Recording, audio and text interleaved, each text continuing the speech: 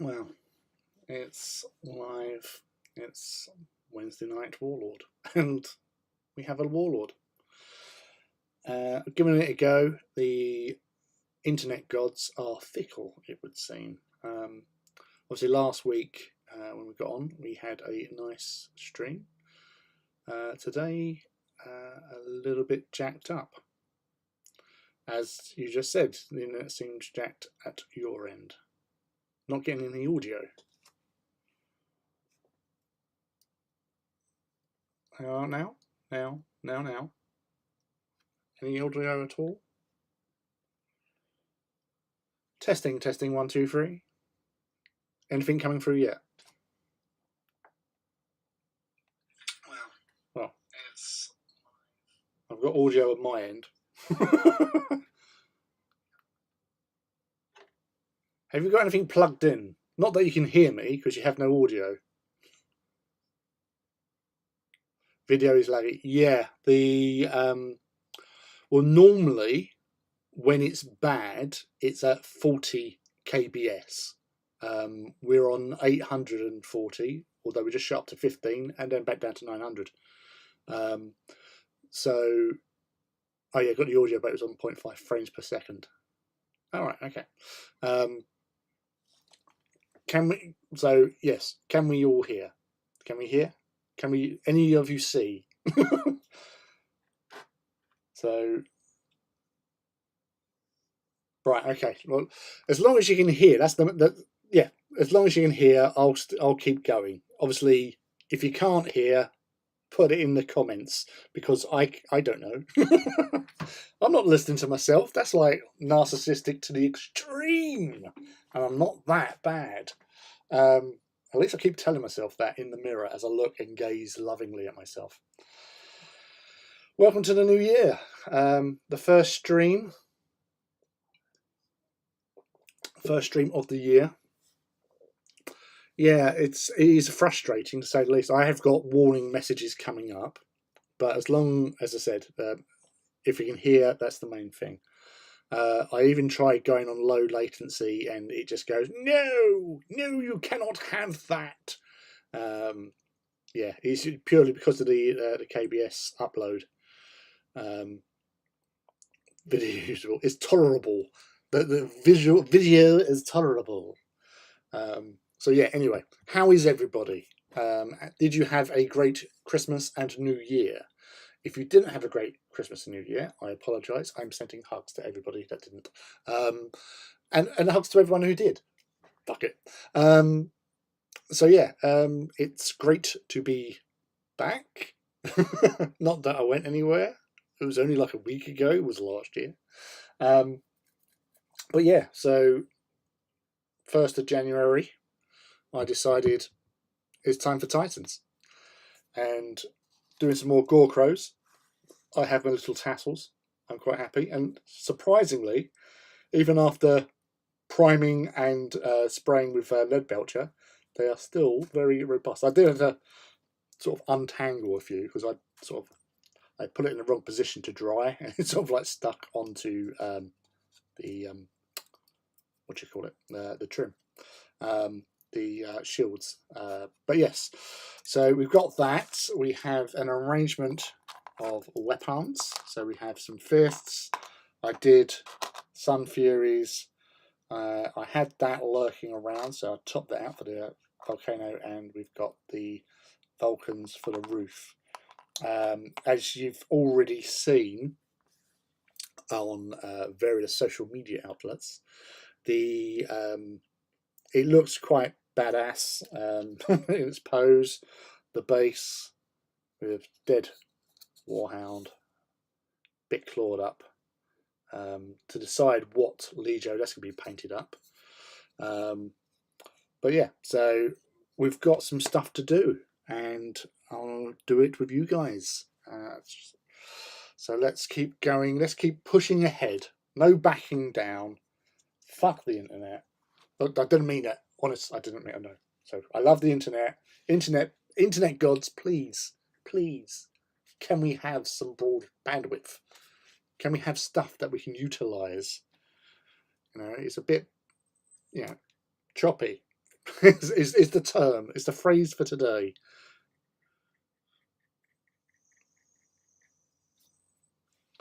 Christmas is okay. I'm extremely sick and grumpy, and hopefully maybe through the worst of it. Well, fingers crossed that a bad stream, a hobby dosage needs to be upped.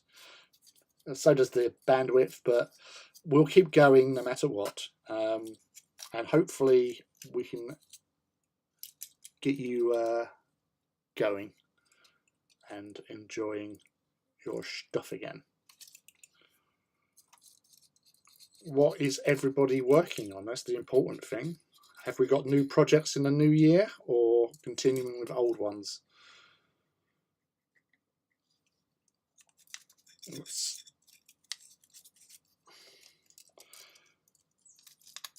I took my took this bad boy into work with me today in order to spray the primer and base coat. Got the primer done. I didn't realise the can I had with me was actually the can that I had left there wasn't lead belcher, so I'd done this lead belcher about half an hour ago in the back garden. Luckily it wasn't too windy, so that's good. Well, that's great, to be honest, but that's that. Grass. It's really nice to be back. Well, it's really nice to have you back. It was like with the intermittent streaming, and when we were on, you weren't available, and others were not here. But we've got a Judge, we've got a Mac, we've got a you. So yeah, that's a good start to the year, I feel.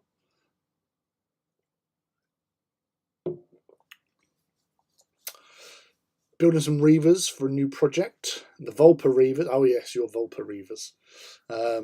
I'm thinking I'm embarking on something completely new painting-wise. Interesting. What is it? You've dangled the carrot. We are taking a nibble.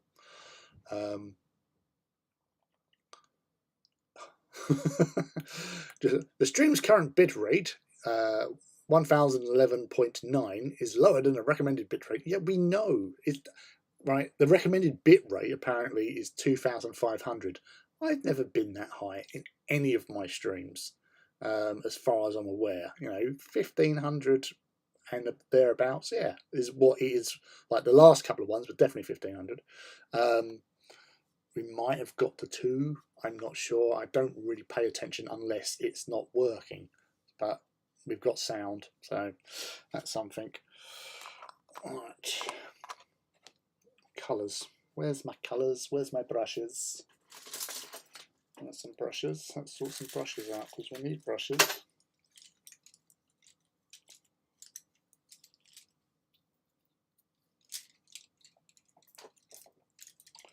And dropping brushes is not necessary. Oh. Damn it. Damn it, Janet! That's a knife, don't need that. You can go over there.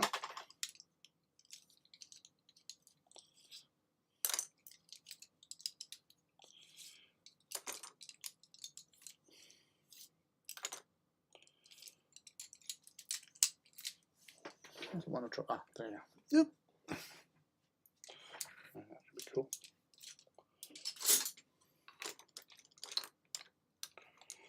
Right.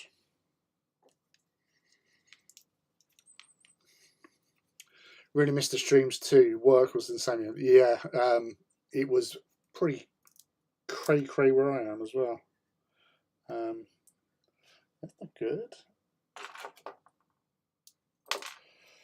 But yeah, so as long as you're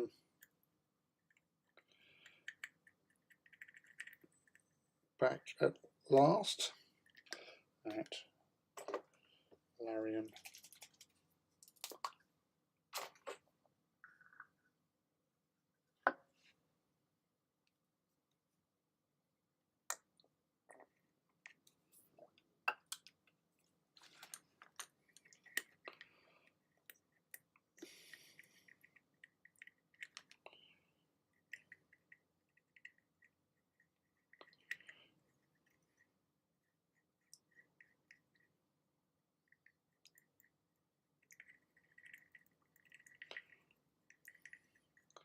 I didn't bring the booba shaker out with me tonight.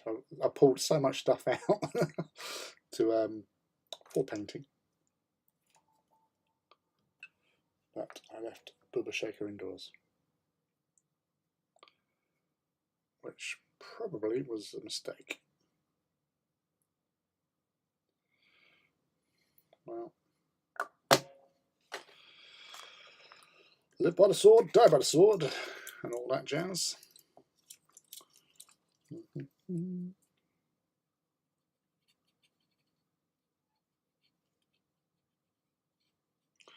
So, laundry dust as my base coat.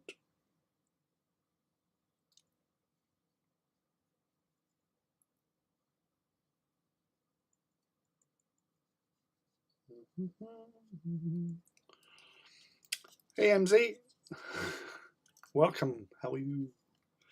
Happy New Year and all that jazz.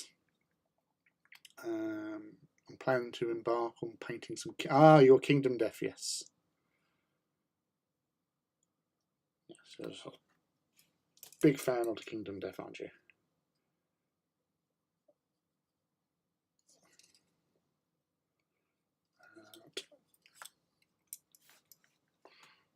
Oh.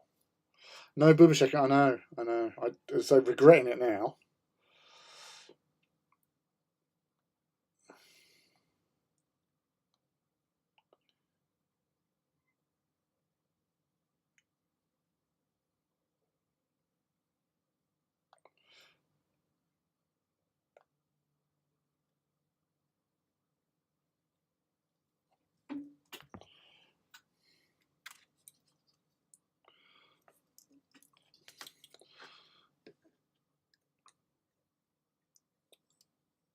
Yes. Happy New Year. Yes, thank you. Yeah, I'm okay. Yeah. Kids still schooling. Well, one's gone back. The other one, no, one's gone back. The other one is going back, but boy child is got a work from home day tomorrow, which is like annoying because he's been back for one day and he's got to already be at home for tomorrow. So it's like, so no day off because I'll be looking after him as such.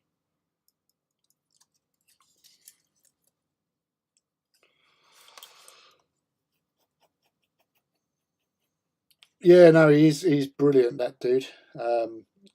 I with my Legio Volcanum,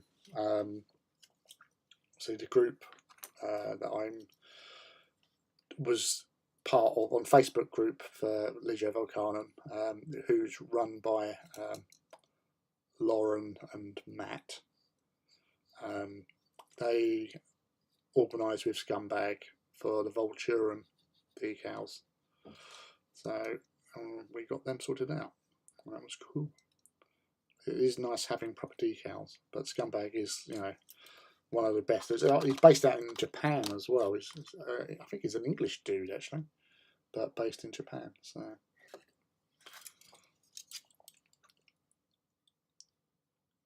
all good in the hood.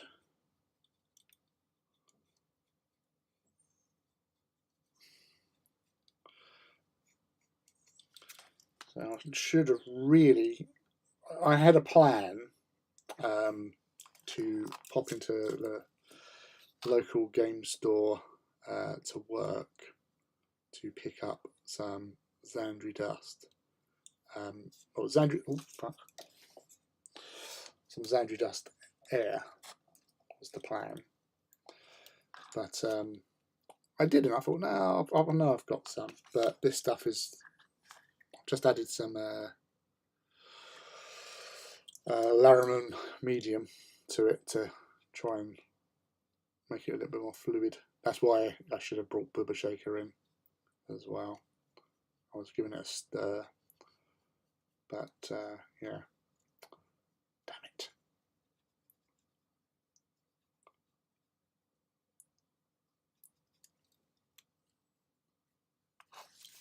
he said for the Vulpa decals he'll be doing a forge roll sheet. All right.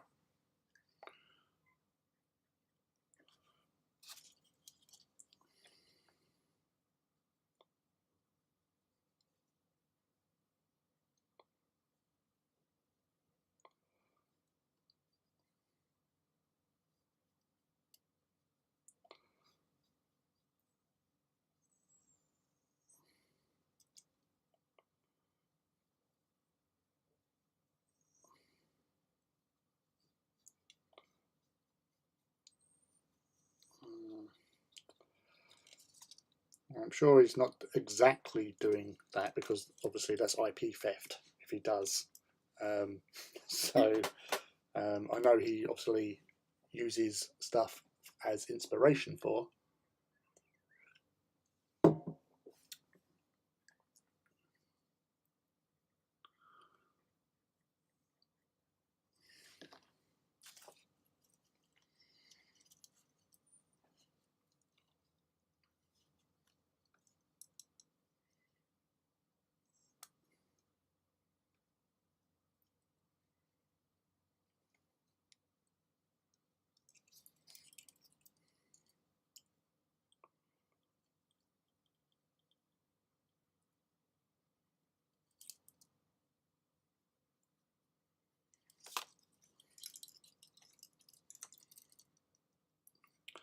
Yeah, chain seemed such a good idea at the time, but it's just getting in the way a little bit.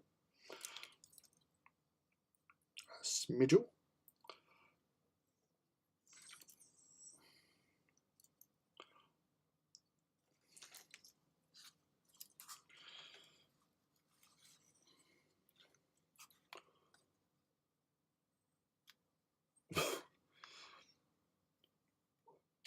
Yes, I knew I had a wet palette somewhere, and your head is killing me after rummaging too hard. I've decided to try use a wet palette again.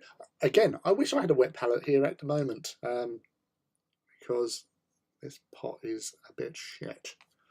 But it is what it is. I'll utilise it as best I can.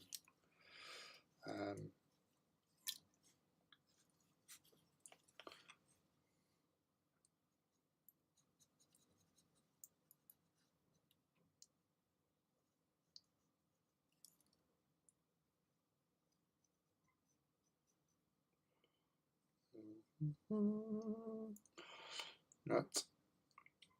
Has anyone obviously seen the latest leaks that came out yesterday of the Cadian upgrade kits, which were quite interesting?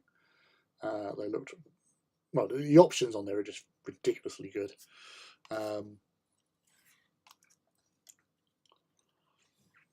Never got on with M. Oh, wet palettes, not M. I thought, oh, M's quite nice.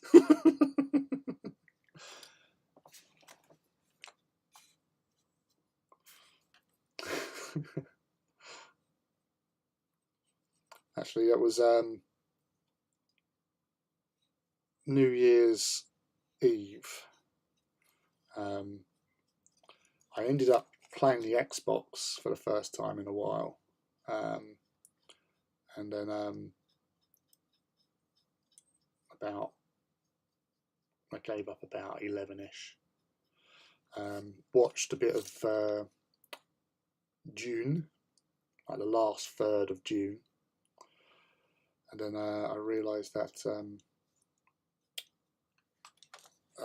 on M and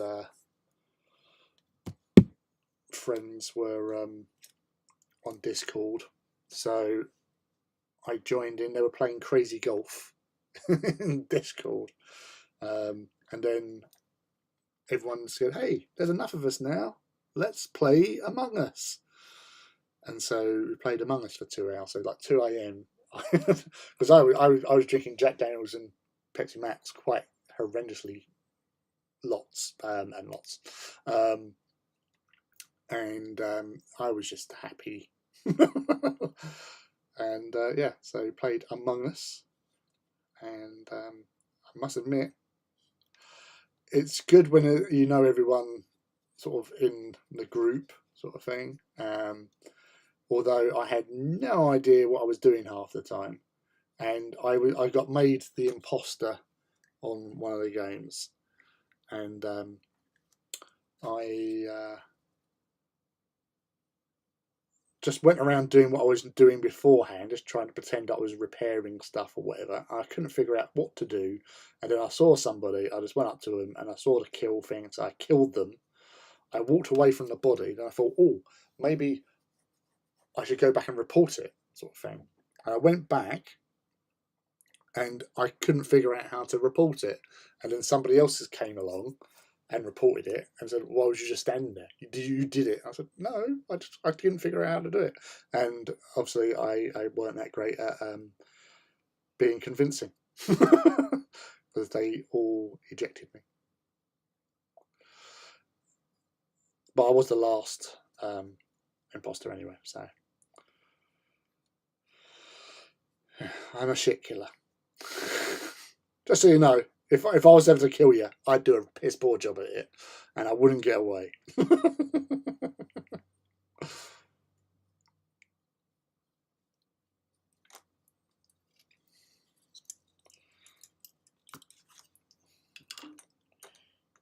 Different brush, different approach.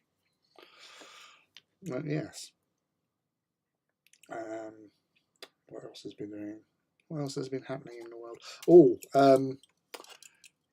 On the anime side of things, as some of you may or may not know, I'm a big fan of the anime series Bleach, which is available on Disney Plus. I do not have any sort of sponsorship by them, but it's where it is. You've got the entirety of all the seasons. I think it's like 16 seasons or something. But they've also got the new season, which is separate, the Bleach 1,000-Year War. And I've been watching that because I've watched all of Bleach, and as I said, it came up. I started watching it. I started watching it from the start again because the first 2 seasons are actually some of the best ones, to be fair. So I started watching that, and I had about 3 episodes to catch up on. So I went on to that, and then the last episode 13, oh my god, so much like reveal stuff came out in that, and it was just like, oh my god. Bleach, I love Bleach. It was originally meant to be called Black, but for some reason, it can't remember the reasoning why they changed it to Bleach, because Bleach was whiting sort of thing, so it was sort of anti-black, but it was going to call it Black, but it didn't make sense. But yeah, it's a story about a young man called Ichigo Kurosaki, who's senior school kid. He's got his friends, and one day he's a good kid. He's a bit of a he's kind of popular, but not goes around wanting to be popular. He's just people just think he's cool, and he doesn't like bullies, sort of thing. So it was like doing stuff, but he can see sort of like ghosts and stuff. Well, this is what happens anyway. He was able to see ghosts, and he was helping out a lost kid ghost sort of thing. And there's a thing called Soul Reapers, and they're like, they collect souls. So when somebody dies, the souls wandering around, they'll find them and give them peace, and they go off to what they call the Soul Society. But if they don't get to them, or if the soul is corrupted, sort of thing, they become like an evil spirit called a hollow. And he gets involved with a Soul Reaper, who basically like, oh, how can you see me, sort of thing, because you can't meant to see him, sort of thing, but because he can, and that's where all his adventures and stuff starts. And then he ends up getting the powers loaned the powers by the Soul Reaper so he can help reap these hollows that's attacking and stuff. And it goes on from there. But it's all the other little characters. There's so many characters in there, and there is, it does have quite funny bits in there. There's silly, stupid characters, so it is enjoyable. And there is like various story arcs and stuff, and friends get involved and all that. But I've watched. I think it was about 2010. I first saw the first sort of season. So yeah, it's good. It's enjoyable. Ichigo. And yeah, I love it. I think it's fun. So it's some good payoff for me, at least. I've done like Studio Ghibli and all that sort of stuff, and Akira.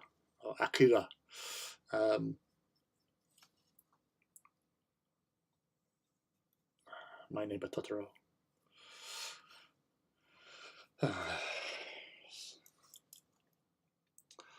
Well, that's the thing. When I was young, hip, and trendy, I used to watch the subtitles. Watch it with subtitles and all that. But when I was watching Bleach the first time, it was in dubbed, so that was fine, I've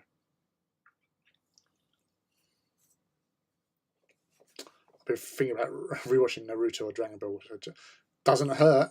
I say on the Disney one, you can either have it on, you can change it to Japanese, because with this latest series, they have like the first few episodes are in English in dubs with all the actors are returning, but then suddenly it just started just being Japanese. So it's like they haven't caught up with dubbing yet or something. I don't know.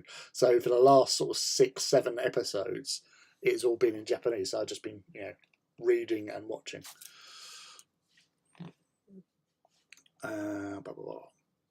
I know about Bleach mostly because I was in World of Warcraft Guild when I was a teenager, and that was full of Bleach nerds. It was called Bankai. Well, Bankai's one of their powers is like basically as a Soul Reaper, your spiritual pressure, your sort of power is manifested in a blade, and the bigger the blade, the more spiritual pressure you have. And Ichigo obviously has quite a lot of spiritual pressure, so he had quite a big blade.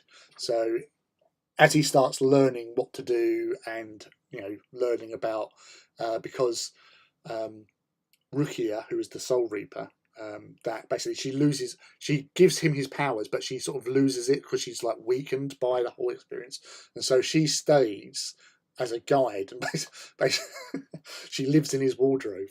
So like he wakes up in the morning, opens the wardrobe, she's like, hi, and what? And she's a badass, but she likes drawing really cutesy little pictures with little bunnies and stuff like that. It's hilarious. So she's trying to guide him. So like on the work train, she can't return to the Soul Society because she's lost her powers or something like that. So she's trapped here, helping him, and yeah, it sort of goes from there. The friendship forms and stuff. And they have lots of things to do with hunting all the hollows, and as I say, his friends get involved, like most sort of animes, like all like these close friends, or all they've got something special about them, sort of thing. So they're not all soul hunters, soul reapers or anything, but they do gain sort of their own powers and stuff. Urahime, who's like kind of like a love interest in a way. There's like a will they, won't they, do they sort of thing. And like Ichigo is, as I said, he's a good kid. Uryu, who's like he's like a rival to he's not a rival to Ichigo, but he's a kid. He's portrayed as a bit of a nerd, sort of thing, like he's got the glasses, always does this sort of thing. You never see his eyes, but you just see his glasses, like mirror glasses and stuff. but he represents a faction called the Quincy, who are also hunters of souls or hollows, sort of thing, but they're mortal, sort of thing. So where Soul Reapers are from the Soul Society, and they come down to Earth. Quincy's are humans that have developed these innate powers to fight hollows and stuff, but there's animosity between the factions, sort of thing.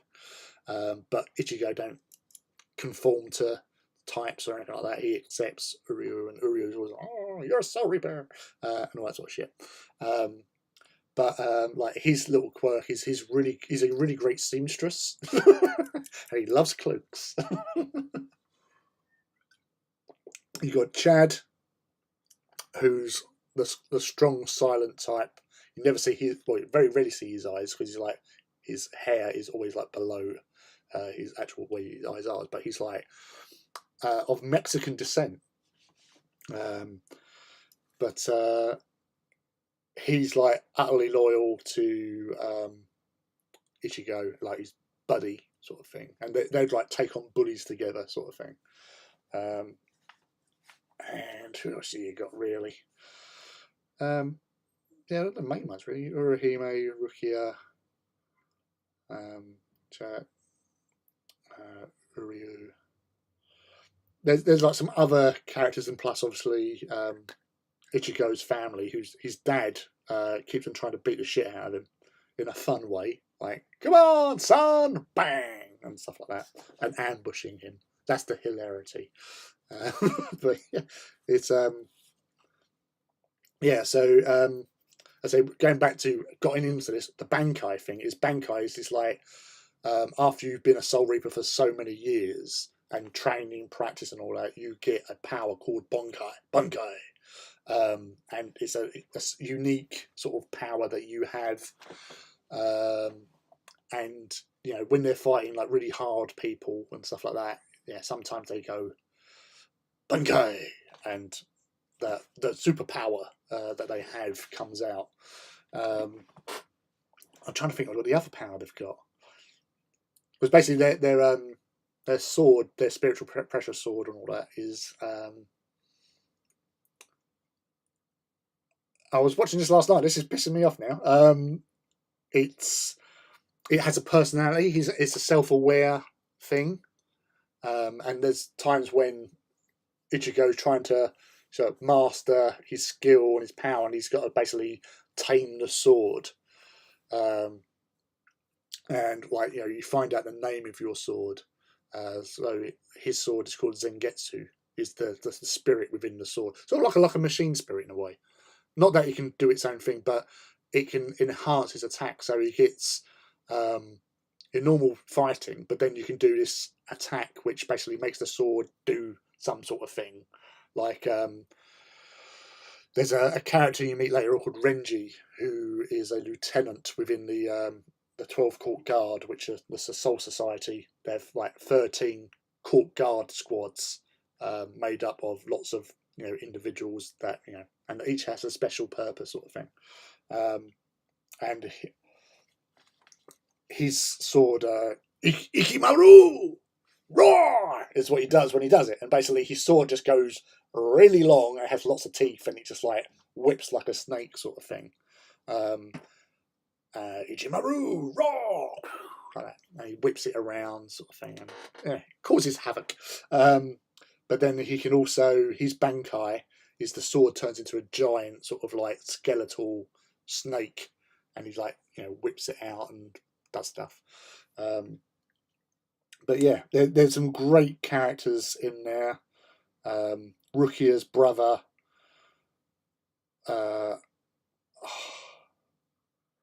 Kuchiki. Damn it! Sorry. He's like the ultimate sort of samurai sort of person, very not distant and all that sort of thing, but he sticks by the rules and all that sort of stuff. But he's Bankai.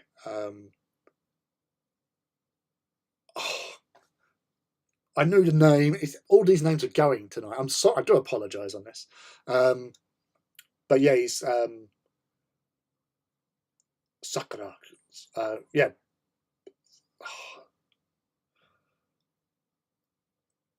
Right, fuck it. Sorry, I'm gonna have to look it up now. Uh,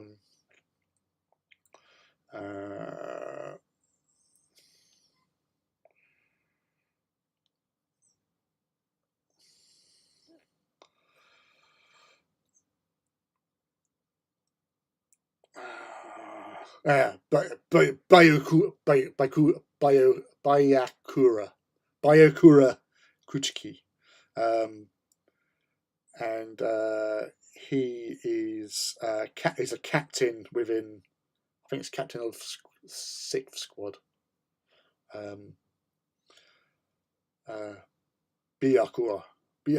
I can't even pronounce his name. They're fucking annoying. Sorry, but that's Biyakura. Sorry if it focuses. So that's him. But his things Senbok Sakura. Yeah, so it's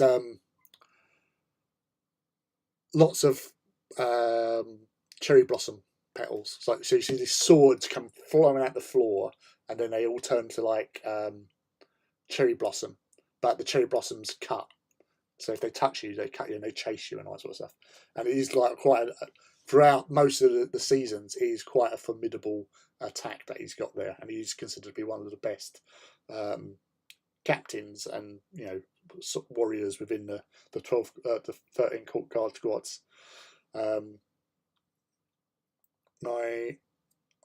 I can find him, which shouldn't be hard because he's an absolute badass. Where is he?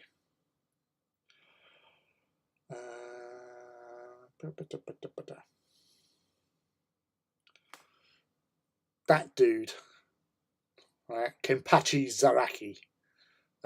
He is he's the closest thing to Angron in this series, because basically he fights and he wants to be fight the best, and he wears an eye patch, and this eye patch has been specially developed by one of the there's like a research department which is the 13th Court Squad Guard sort of thing. They do research and shit. So this eye patch actually leeches. So if he opens it up, there's like this like mouth on the other side, and he puts it over his eye because it leeches his power because he's just too powerful. So he goes in like that. So he's deliberately handicapping himself so he can have a fight, because the longer he fights, the more enjoyment he gets out of it. And he has his lieutenant, who's this like little pink-haired girl. She's like always like cheering him on. Come on, Kenny. He's having fun, and that's all she's about, sort of. But she's an absolute fucking demon. She's like this small cutesy little thing, but she'll just rip your face off if she has to fight and stuff. But yeah, there's some really great characters all round. Full stop. And I've been babbling on for 10 minutes now about these characters. I love Kenpachi. Kenpachi is unique because he basically picked up a sword. He found a dead Soul Reaper, and he picked up the sword and just went from there. Because his soul pressure, spiritual pressure, was so great, and he just basically defeating everyone he came across, and then eventually fell into becoming one of the Soul Society Soul Reapers sort of thing. But yeah, he's just like, if you do watch it and you start to meet him, he is basically Angron. He deliberately hunts down the strongest adversary to test himself against, basically. Which I can appreciate that. But yeah, there's loads of sort of typical sort of stereotypical type characters in there as well. But yeah, so you've got like captains, you've got the lieutenants, they've all got personalities and all that sort of stuff, and then so much going on. But it's enjoyable. As I said, there's some stupid characters. Obviously, you get the occasional sort of like, ooh, this is a bit saucy. Not in a, it's not pornographic in that respect, sort of thing. but it's just like, oh, the source of it.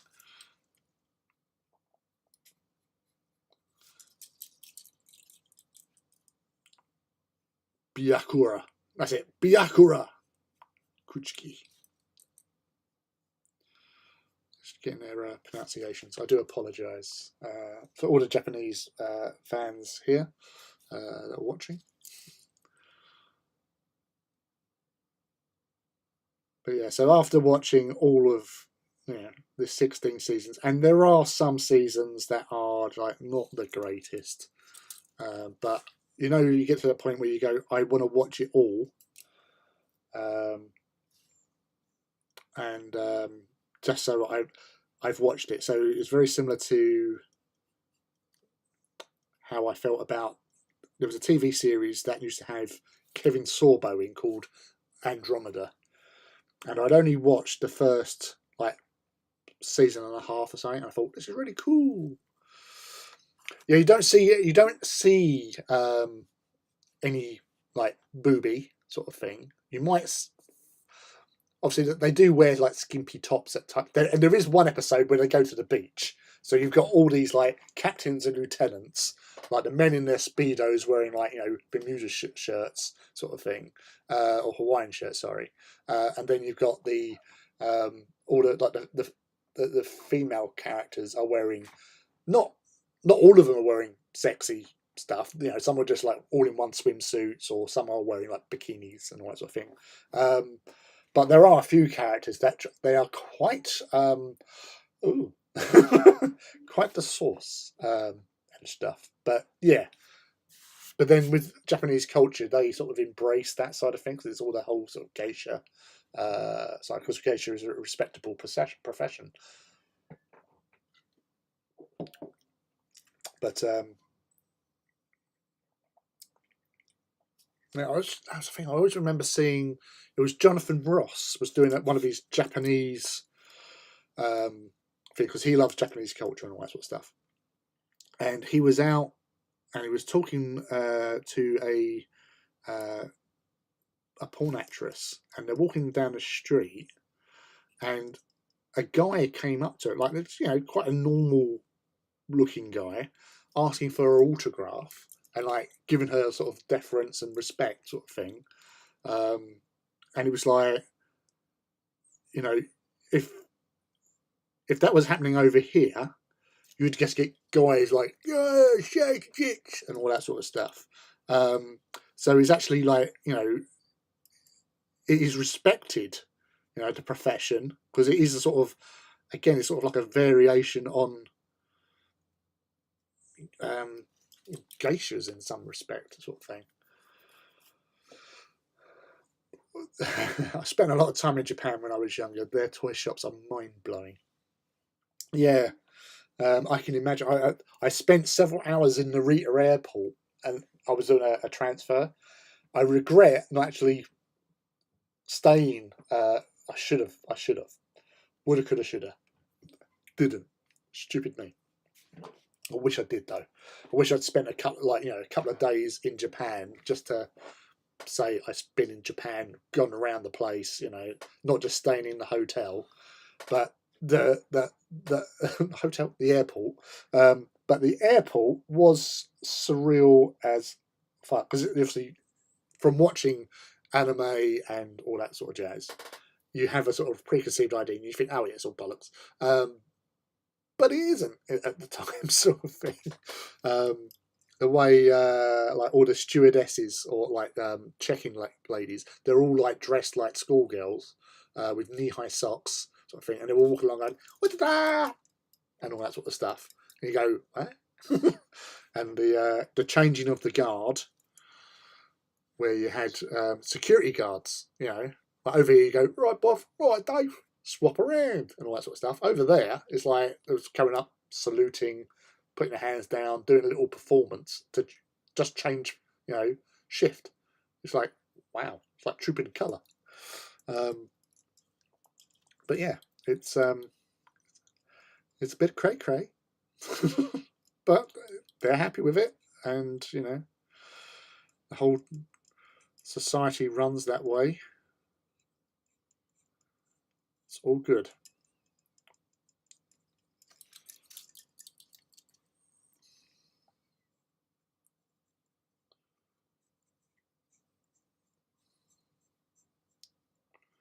So was you working out there, the Mac, or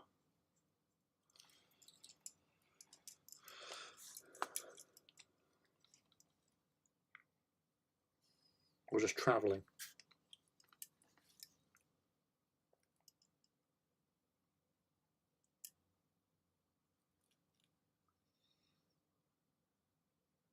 Yeah.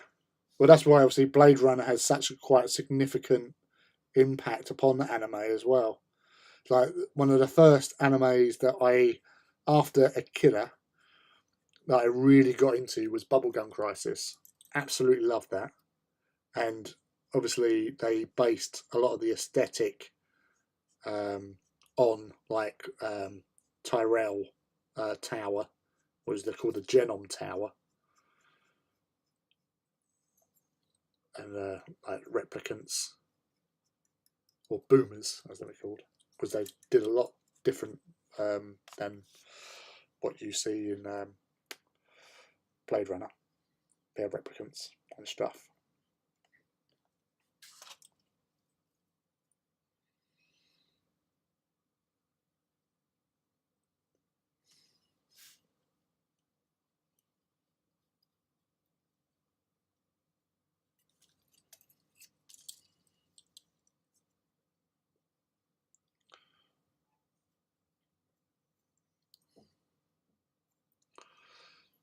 Did a lot of AT stuff for a firm I worked with. Asia Pacific was one of my areas. Ah, cool.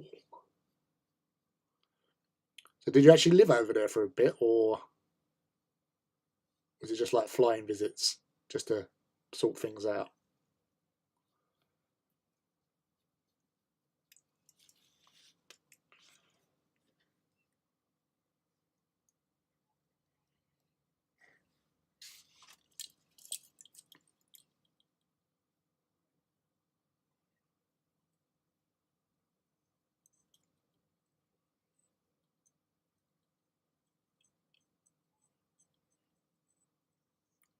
Yes. So I am painting this sort of random squares. There's no rhyme or reason. It's how I feel.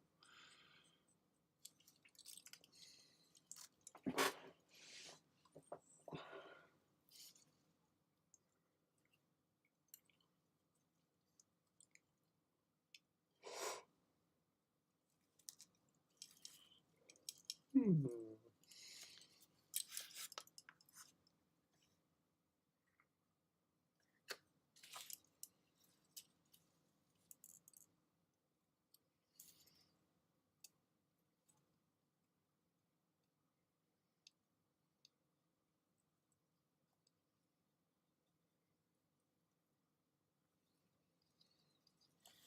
Grass. That's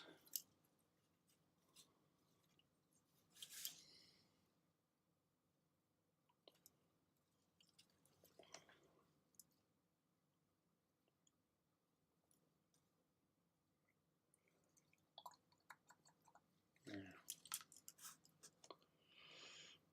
Thankfully, no flying trips. It was 2 to 3 weeks at a time. Oh yeah, literally gives you a chance to get in, get your feet under the desk, and all that sort of stuff.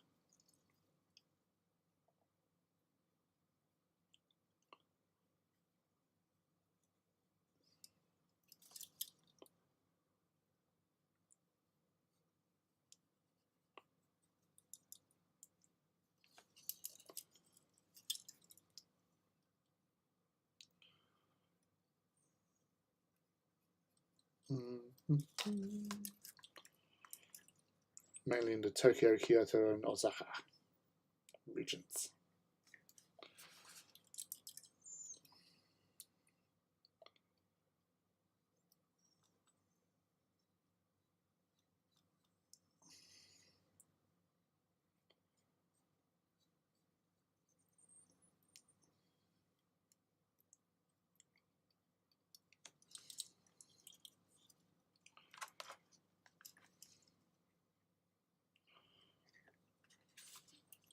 Which is all good, he says.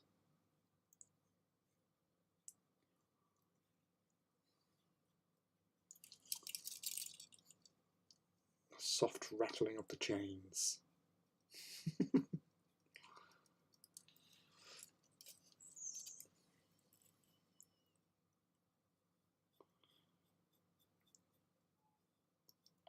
That's the thing. It's you know, you're working like the company, and you give your all for the company.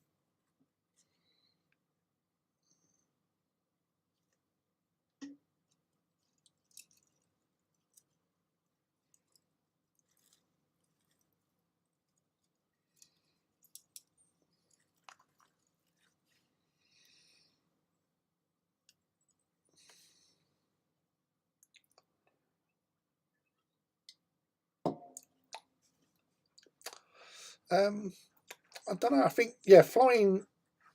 Well, it depends which way you go. Because when I flew to Japan, I went eastwards, but well, I tried to get to sleep, but a 10-hour flight, and it was like a small kid who was like, "Oh, what am I doing up here? 33,000 feet, run up and down the snow, going ee," and all that sort of shit. But then, obviously, you take off at like 2 and fly out there, and it's like 2 o'clock again, or something like that. I don't know. Obviously, going westwards, you can have, like, I remember a teacher at school saying about they flew out to America, and they ended up having a 32-hour day, sort of thing. So it seemed longer. I don't know, but yeah, especially you're in it because you're flying at such a speed. If you was flying 1,000 miles an hour, then you would take off at 10 o'clock and land at 10 o'clock or something like that. I don't know. Or land, yeah, I don't know. But yeah, you're landing the next day almost. I don't know what I'm talking about.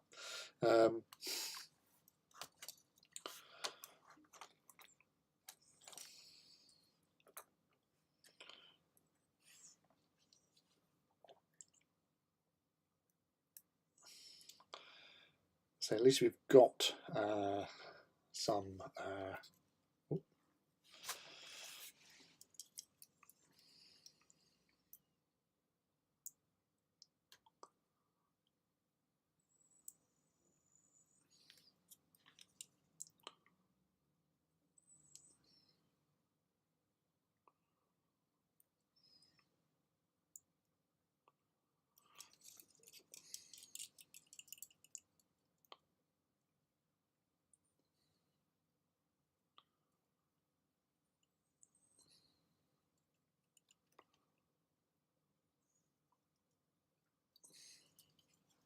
Flying any which way is bad.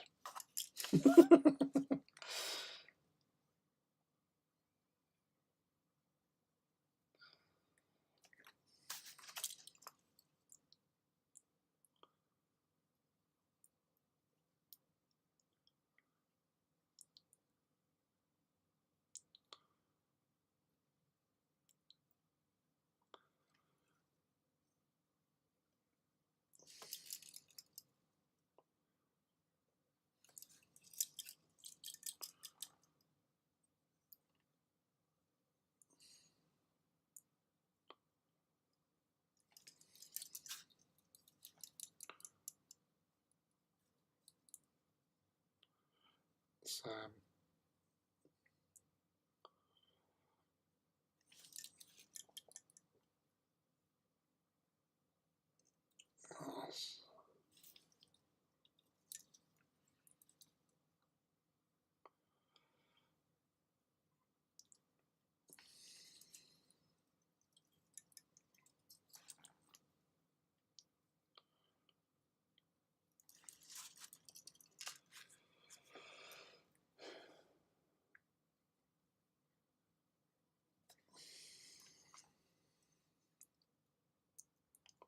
I use Xandri Dust as my base, because then I'll go with Screaming Skull. I'll wash over it with some Agrax, and then go over again with Screaming Skull.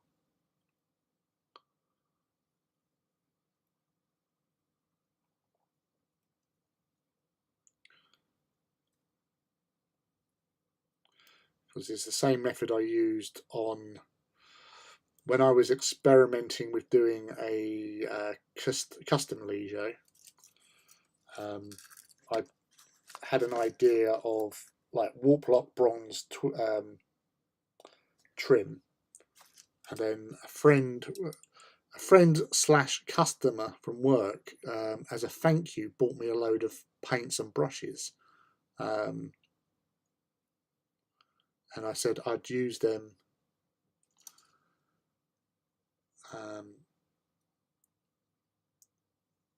something, and I decided to use them for this scheme. So Xandri Dust, Agrax, and then went over with Screaming Skull, and I liked it. I liked it a lot.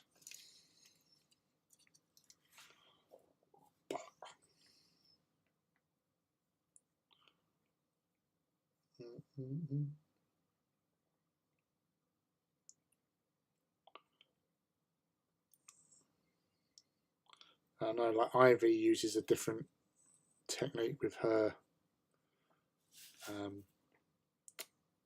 Gore Crows. Well, so he's on a big dude, because Nick Voigt painted her the knights that are associated with Gore Crows, and she was using the same colour scheme to do her Warhound, so she's matched that up. But I'm a redhead, so if I see sunshine, I'll dissolve. I've been researching how to paint marble effect on Volpa armour. Yeah, years ago, when I first sort of thought about it, what did I do? It was sort of like using one colour, and then you do a lighter stipple of something in like random. I like stipple, so you had like patches and all that, and then a wash over it. But I can't remember what colours I was using to give that sort of meaty, raw meat sort of look.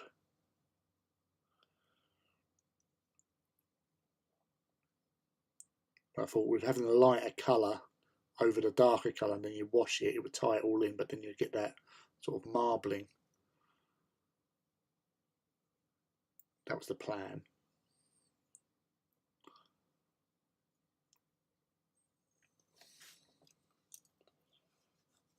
No, that's it.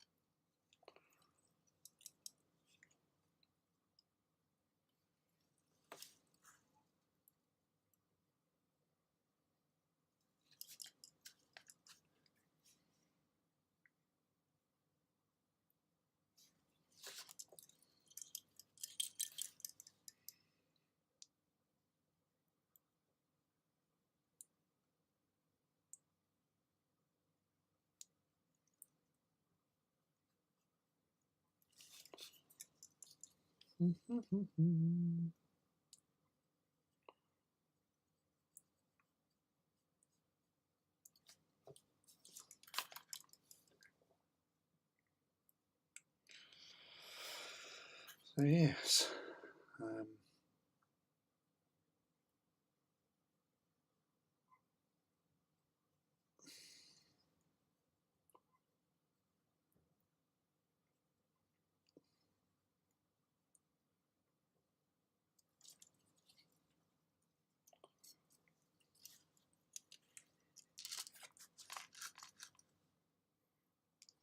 For Vulturum!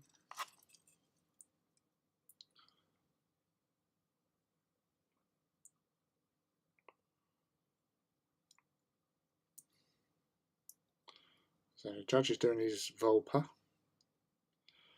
Us three doing Vulturum. So I'm seeing Luke as well.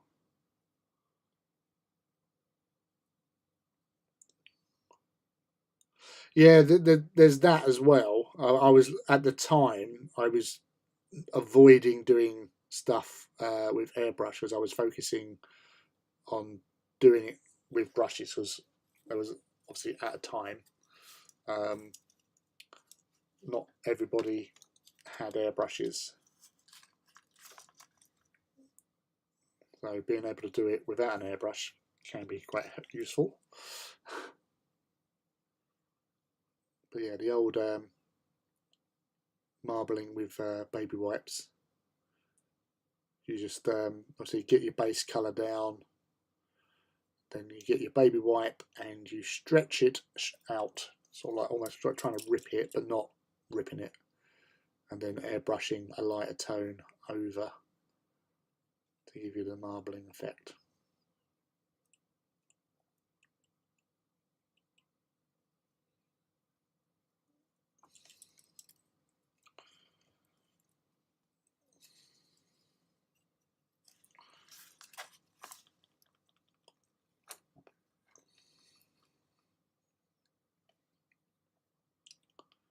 Yeah, I'm saving the airbrush for later.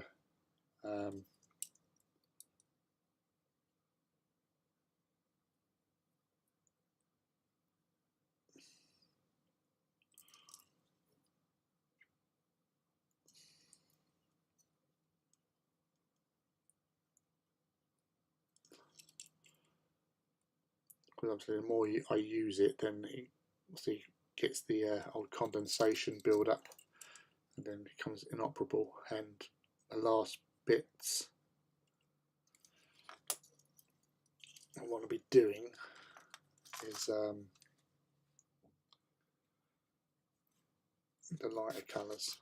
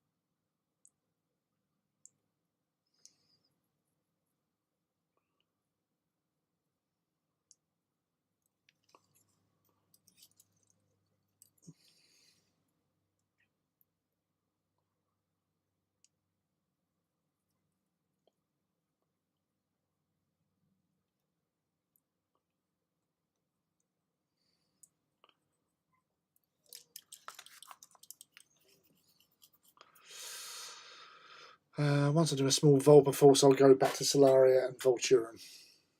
Why not? Yeah, it's just nice to sort of distribute your efforts.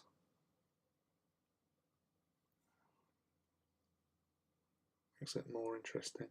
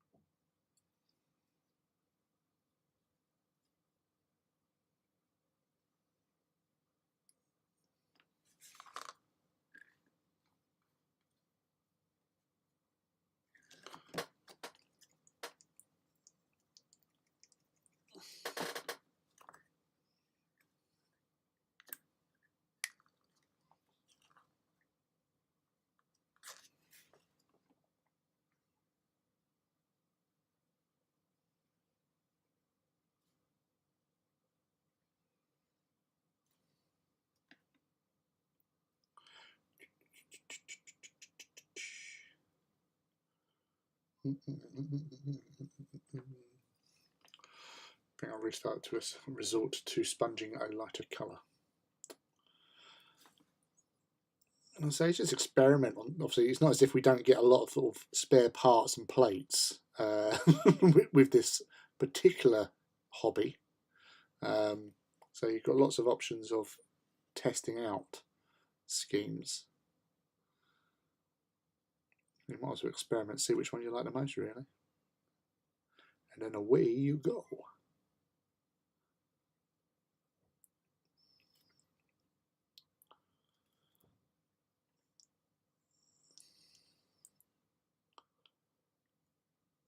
And get it done.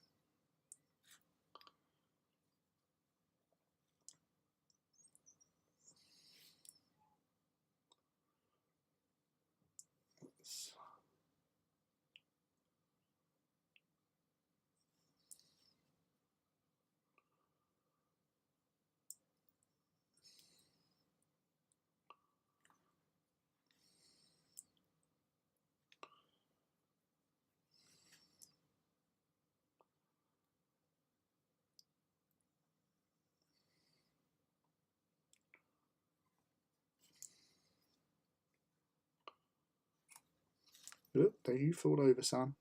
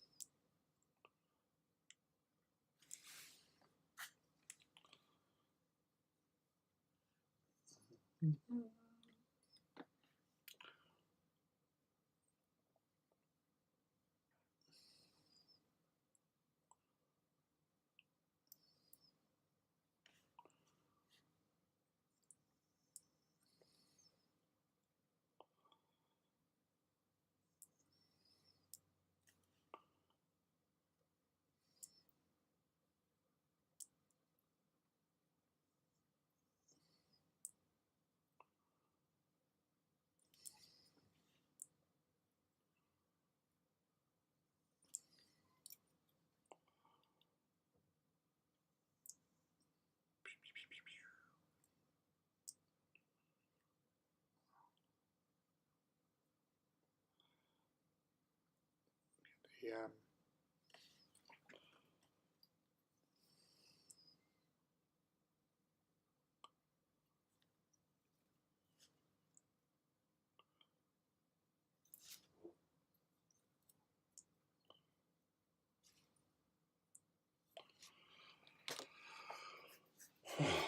Actually, I'm just going to grab a beer from outside. Yes, we have a new chair as well. Whoa! Ah! What am I doing?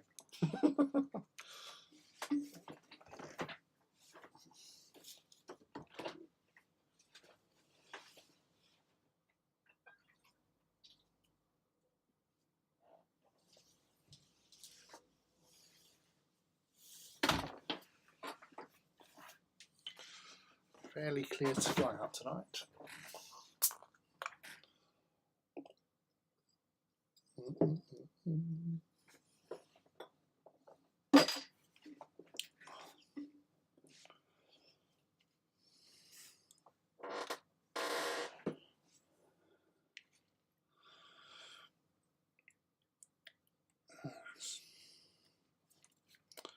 So has anyone got anything awesome lined up in the near future?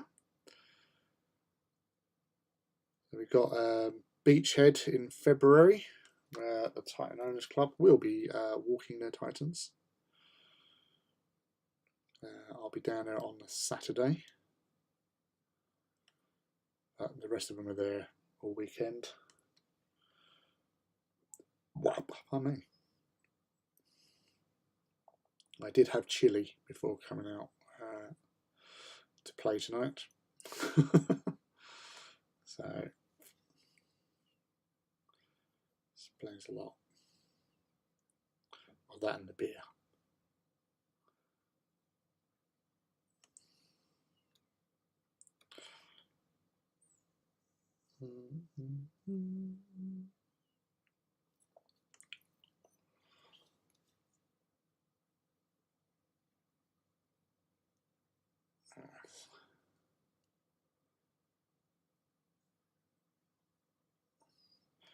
So we know possible, what was it, 9th edition, or was it 10th edition coming out soon, well, mid-year. The interesting thing I saw last week was that the Royal Mail are doing stamps for Warhammer. No artwork has been released as of yet, but it's happening.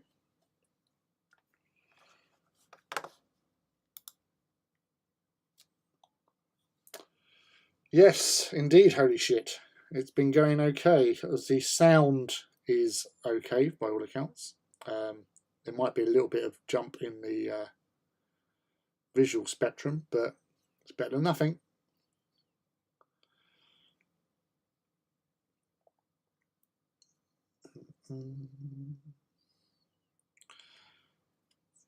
You still doing your Armigers, or what are you up to?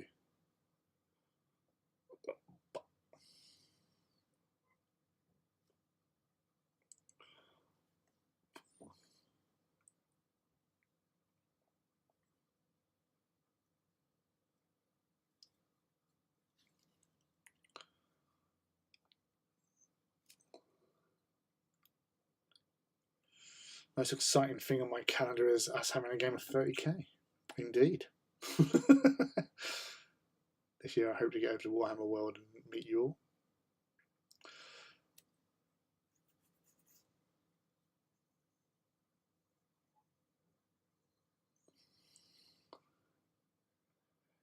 You know, it's a local derby. Local derby. Well, to say it's only like just an hour and 20 on a good run, hour and 20 from here, down south.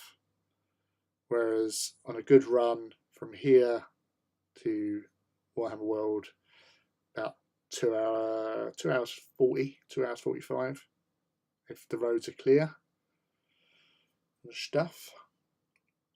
But Ivy don't drive, so I have been known, like, for, like, yeah, what was it, the Greens for the Warp, where Ivy, we went up and picked her up from the train station and then up to Thingy. So that was still sort of like 3.5 hours driving. So, yes.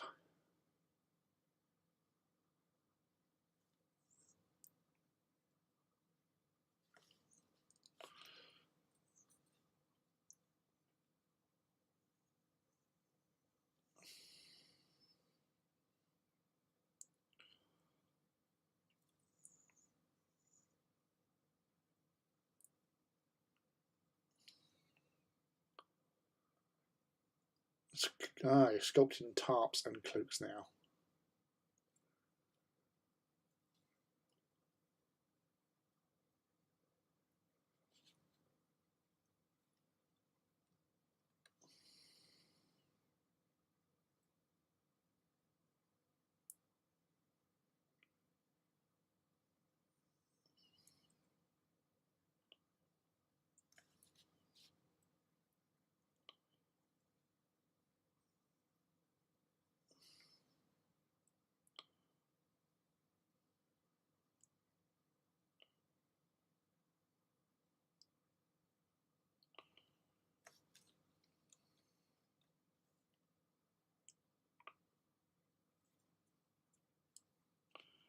I think last year, how many times I went up to Warhammer World last year?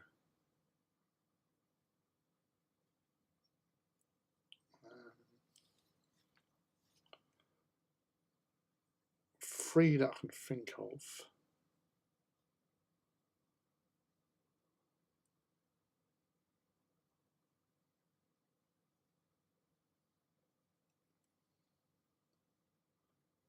So it was May, June, and September, I think.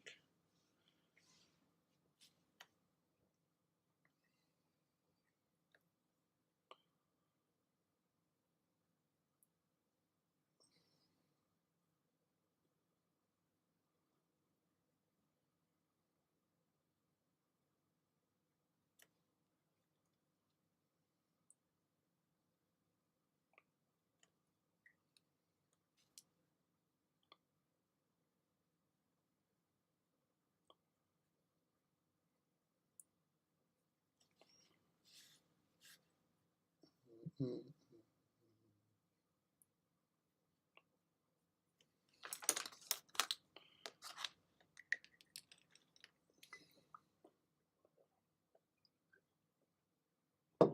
I'm not sure if I'm going to be at greetings this year. We've got Salute. The boss is away for his birthday. Yeah, it just depends on stuff, but I'm not planning on attending greetings this year anyway. I've only been to the one. Out of the two we've had, I've only been to one, so.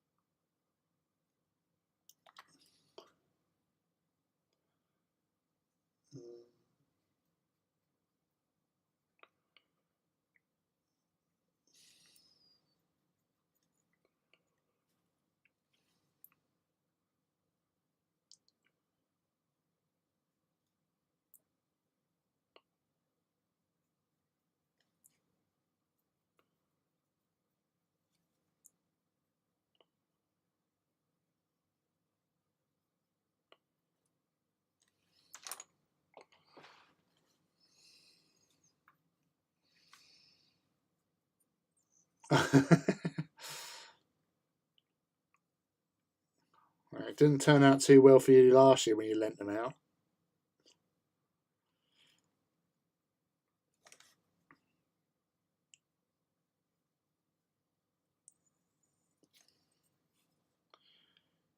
You take charge of the situation, young man.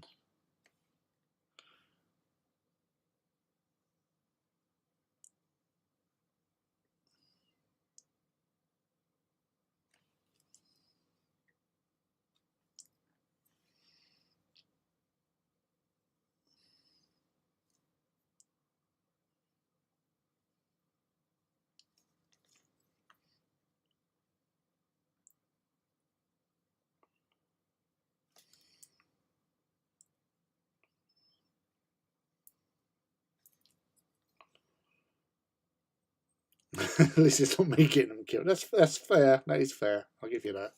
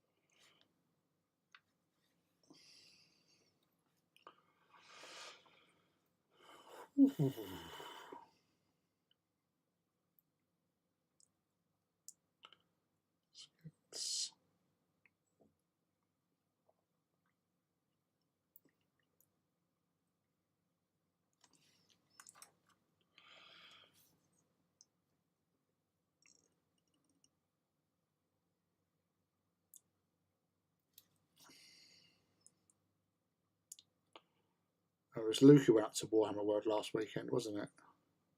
And John met up with him there. His buddy.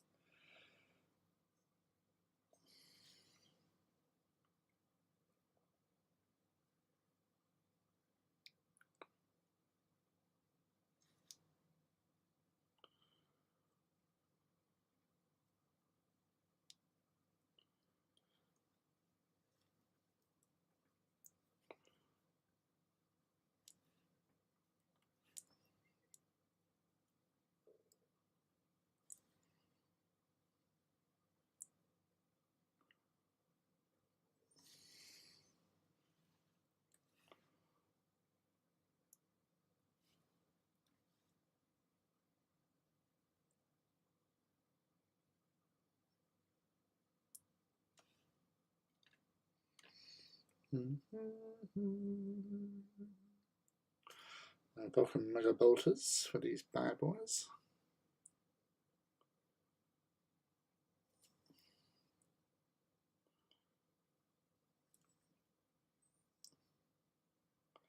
So when I was doing the alternate weapons, obviously, yes, I built the 2 fists first, but then obviously added the Vulcan, the volcano cannon. I really like the look of that setup. Just the 1 claw, the volcano cannon, and the rooftop ballistic killers. I think they just look awesome.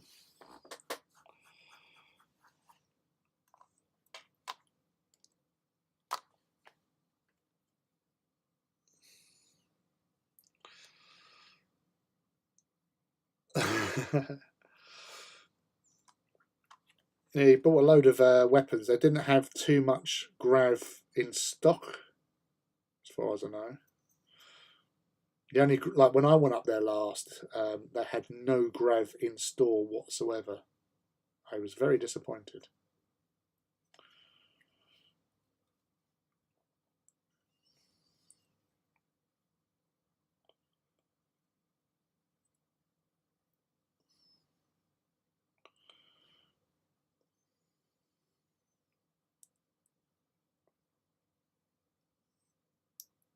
But they've been quite popular. Although there was people would have a discussion on Maximal Fire Discord yesterday, and there's not a lot of love for laser weapons in AT. And personally, I don't see a problem with them.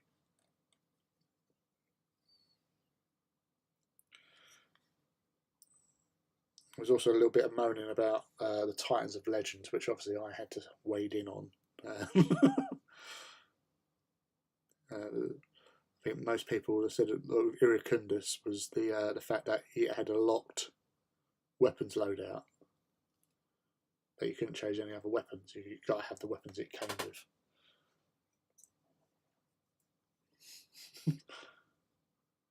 They're not bad, for what it does. Those weapons, and James Hewitt said this to me at the demo game we played, the very first demo game. It was a Saturday one. It was so the second demo game, but he said to me that that loadout is one of the better ones to go for because of the reactor management. You've only got one weapon that can, if you choose to boost it with the las blasters. That's the only thing that can affect the reactor. So and it's good for taking shields down. So for Warlords, I like Claw and Gatling Cannon. Looks like an old school Terminator. That is true. And good evening, Imperial citizens. What is going on here then? Nothing, officer. We're just assembling some weapons for the glory of the Omnissiah and painting them up. I love laser weapons. Better than plasma, as you can call shots. Well, you can call shots with certain plasma, Sun Furies in particular. But the that's the thing. It's like I was obviously in these conversations. I was thinking about it. I thought, with a Reaver, I wish that they had an armed mounted Volkite or arm mounted armored carapace, arm mounted turbo laser. Because then, if the Volkite was only carapace, then turbo laser on the arm. Because that would be a really nice sort of combo for me personally, because I like Volkite for shield options. You can get up to 5 shields out of it, plus the ability to beam it auto hit location, very good for coup de grace shots. But then, yeah, so laser blaster, melter gun, that was it, yeah. So I would like, my favourite loadout would be a melter gun, Volkite, and a turbo laser. But bearing that, I would have a las blaster.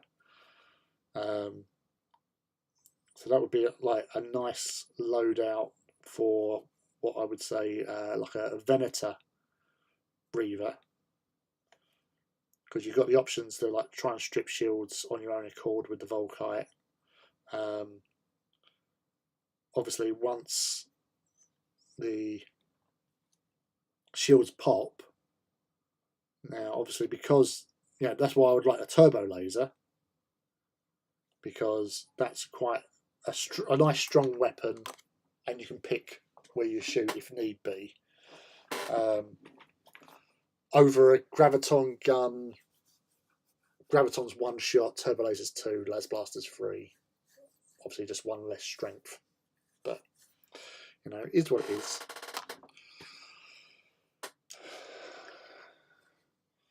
What are you up to, Tom?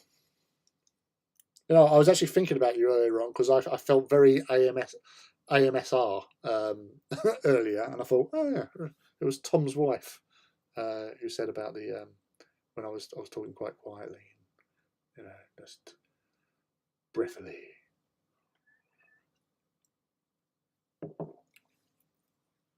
Normally my Reavers are Gatling, Megabolter, Melter, if in a Corsair.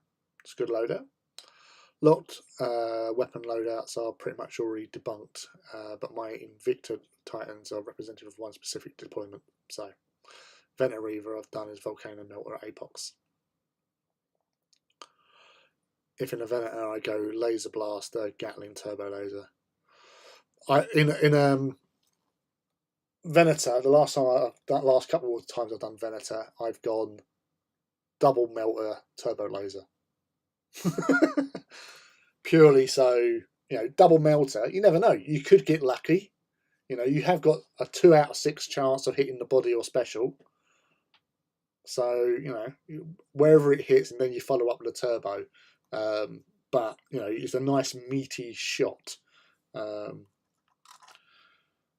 So, and then obviously dependent on range, if you're close enough on your free shot to do a melter, then go for it, because then that gives a good start off for it when it comes to combat, especially if you do it on the first fire phase. That you strip the shields, and then you get your free shot. And obviously, it depends where you hit, but there's a lot of buts and lots of ifs. But if it can pay out, but obviously having a weapon you can do targeted shots with is very handy.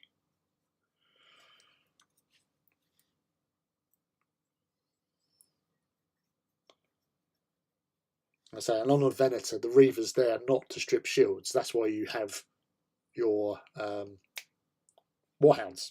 They're the shield strippers, and you want them to strip the shields.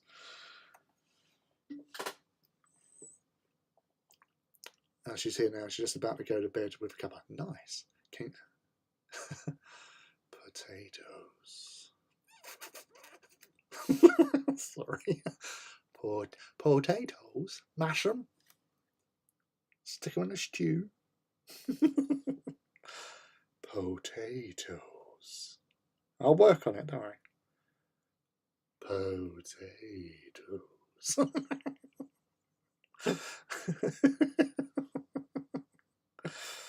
Thank you, Tom's wife.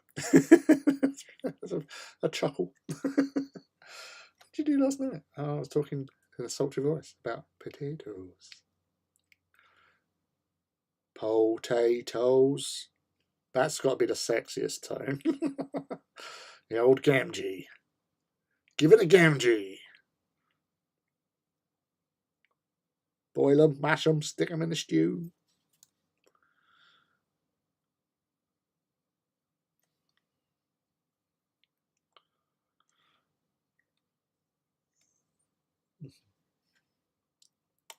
Sweet dreams. Enjoy your cuppa. I've got visions of Barry White. Yeah. Potatoes, baby. I can't do Barry White.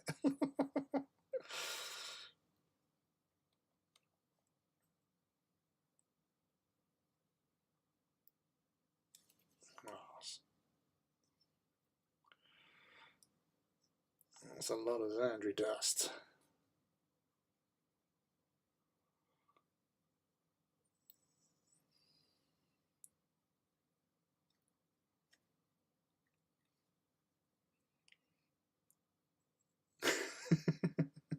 Oh, that's put beautifully.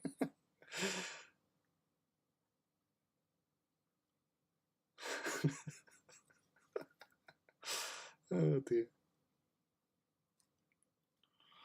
Well, I say it's this stream has been brought to you by the country Japan, TV show Bleach, and potatoes. You can't find a better show covering those three topics anywhere on the internet right now. We've got you covered.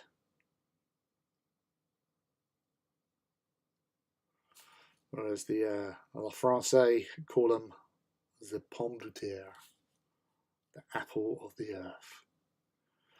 I always remember that because my French teacher at the time seemed quite enamoured by the idea of the beautiful word that was apple of the earth. That was our new year watching extended Lord of the Rings with the twins. Nice. Never a wasted moment doing that at all. That is pure awesome.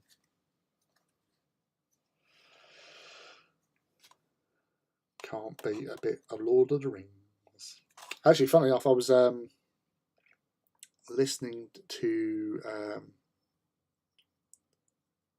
the Rest is History podcast, and they were doing a Tolkien.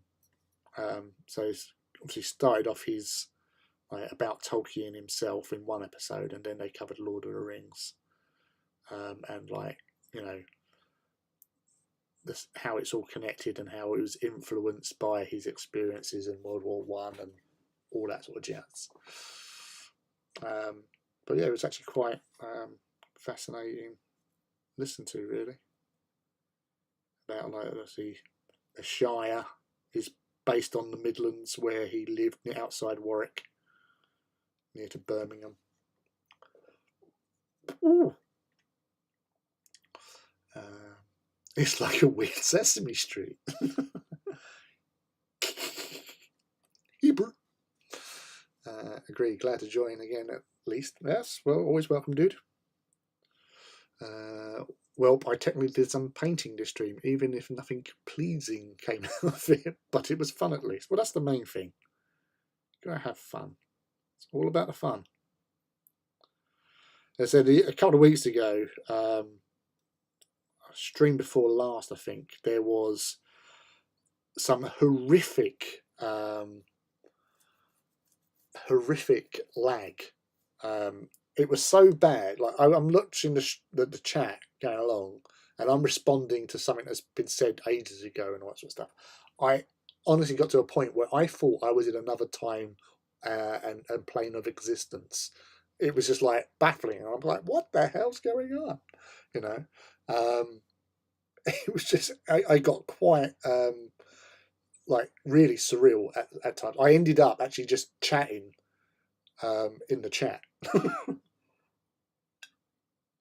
But it was like a good couple of minutes delay at some point, at one or two points throughout the stream, which is quite annoying, to say the least.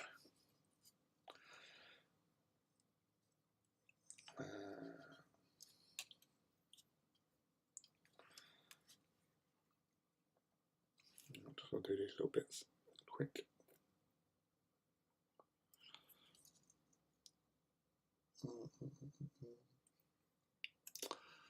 Are you off Oh, we've got to go to bed, so we get knackered around this time with this cold. Well, you get well soon. You keep warm, and yeah, hot water bottle and all that jazz. And speak to you again soon. So night night, sweet dreams. Thank you for joining.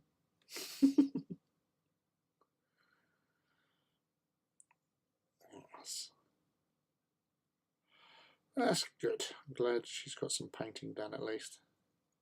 I say sometimes it's just really hard to get back into the habit, especially like with a lot of us over the Christmas period, where work is batshit crazy.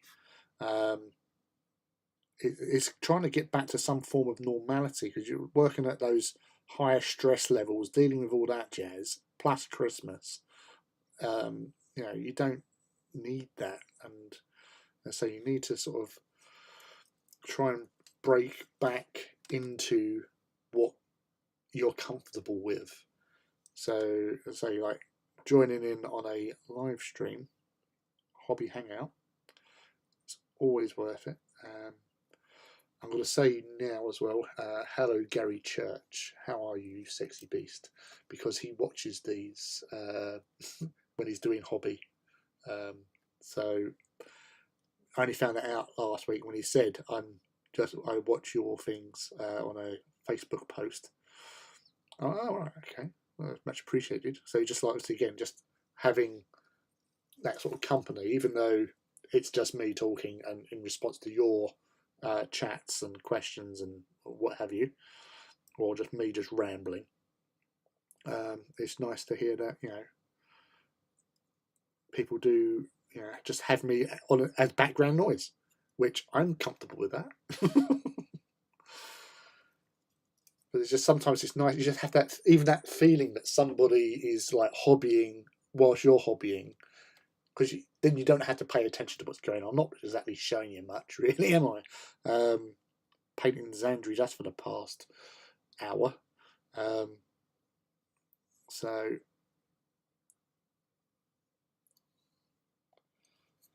yeah, it's all good.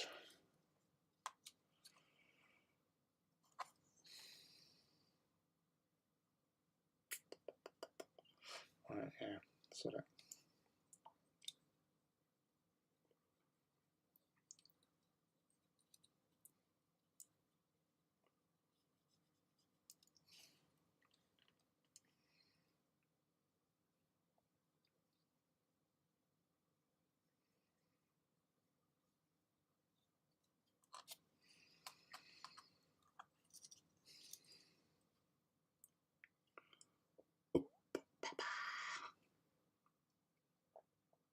So you doing any hobbying at the moment, Tom?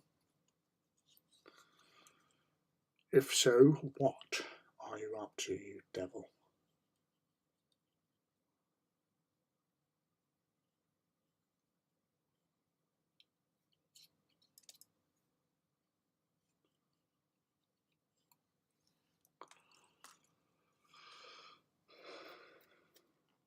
Not painted since the move, but I'm moving slowly closer. Well, that's good.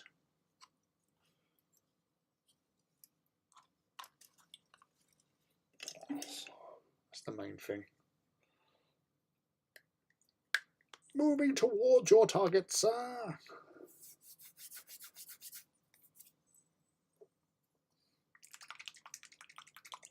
Nice.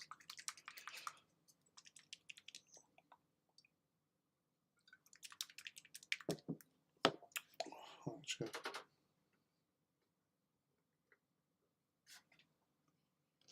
Turn the heater on. Just realised there's a little bit of a chill.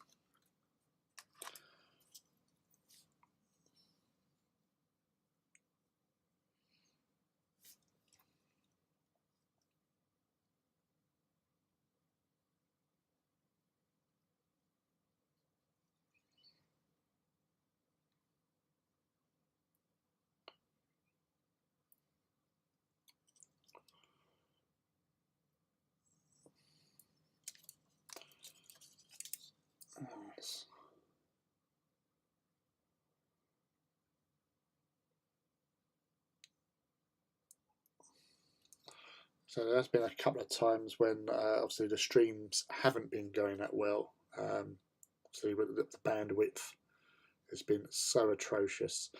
Where I've been looking into it about getting a better fibre optic connection, because this is fibre optic that we're on, and it's shit. Unfortunately and annoyingly, the good shit is in the road next to us.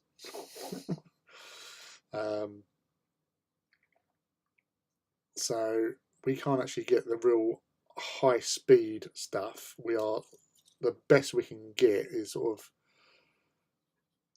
like 2 to 6 meg, which isn't exactly great. And obviously with the way the world is, with internet connections being quite necessary, it's yeah, frustrating to say the least. Hi Gary, I'm living vicariously through your gorgeous epic army. You commented it. Yes. No, he's a little tank collection for one. It was very impressive. It would be nice if I was ask him if he's going to come down to Beachhead, because I haven't physically seen Gary since 2017, and that was at the Horus Heresy Weekender. There was a picture of me, Gary, Scott, I think, as well, and Mike, all in a seminar. It's quite cool. Just sitting there like third row back. I think actually Andy actually took it from the stage, you know, before it became popular. So that was cool. My beautiful nemesis, that is Gary, who's been my nemesis since 2015.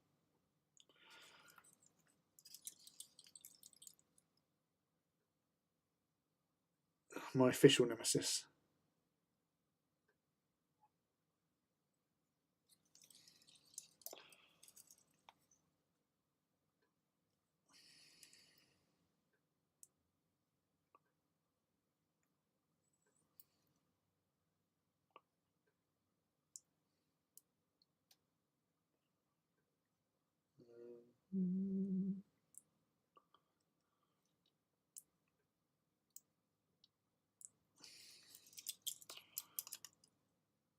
Yeah, so yeah, he's little guard tank detachment. And it was based on a named unit from from Titan Death, if I remember correctly. But yeah, doing that sort of stuff is always awesome. Having, like, you know, something to work to, and you've got that little bit of background, just adds something to the actual whole experience of a project.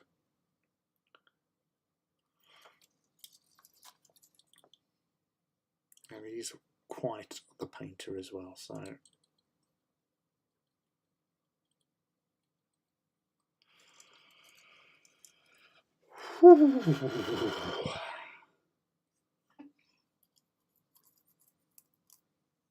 yeah, he's a hairy beast.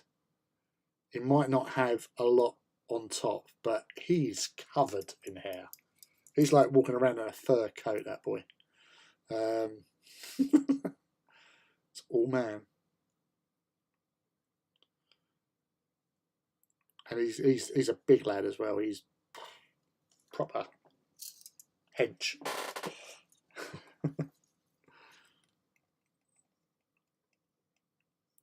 And it's surprising because with his work, he has to get into very small areas. You think, how on earth could you ever fit into one of those sort of small electrical catwalk sort of things?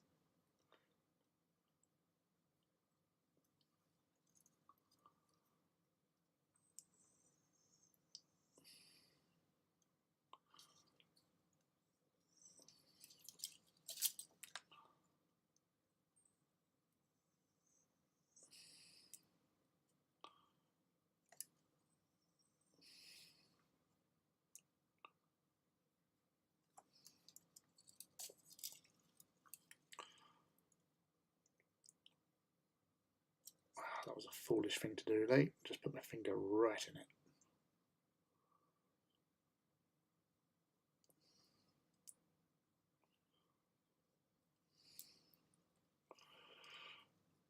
But he does have magnificent beard skills.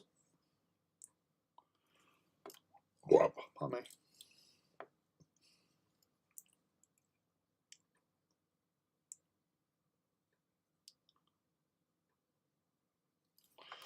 So I'm actually using Corvus Black Air here because it goes on so much more smoother. May not be as covering as the base paint version, but I'm not that bothered with that because obviously this is just getting a layer down and being able to manipulate it into the little tight positions. Again, like Gary in his Jeffries tubes.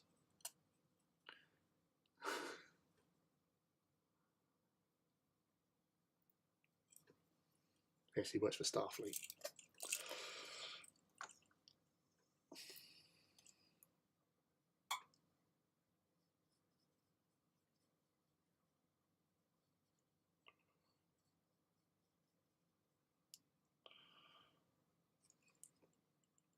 So much like with the Xandri dust, it was just a case of getting some colour down more than anything. I said, it doesn't really matter. It doesn't matter who we are. What matters is the plan. The League of Shadows.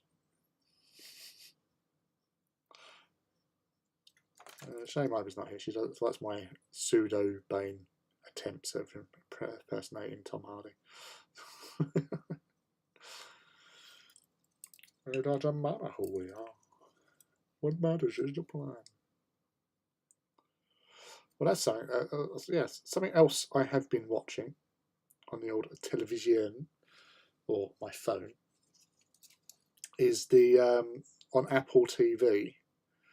I think it's on its 3rd season now, but there's a program called See, as in See, which has Jason Momoa in it as a blind person.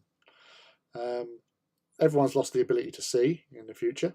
There's a dystopian future. Humanity, obviously, everyone's blind, but somehow they get by.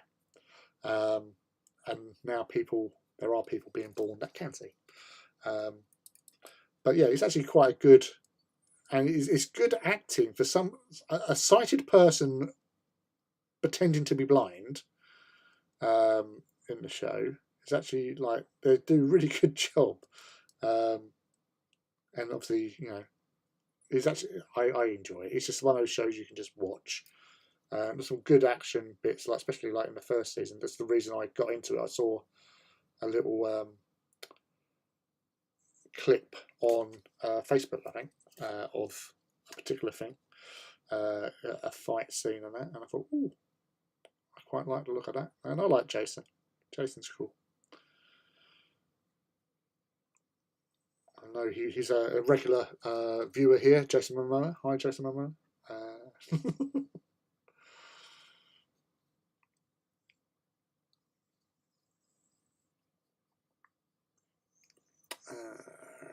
Anyone coming up north to Sutton Maximal Fire event next year?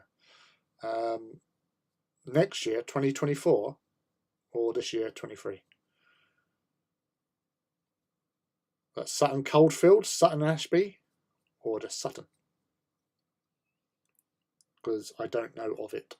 I only know, obviously, because Badge in the Discord, he's one of the like in crowd with Maximal Fire, and he's going to Beachhead. I did speak with Alex recently as well about whether or not we're going to do the Walk of the War Masters again, but we might not.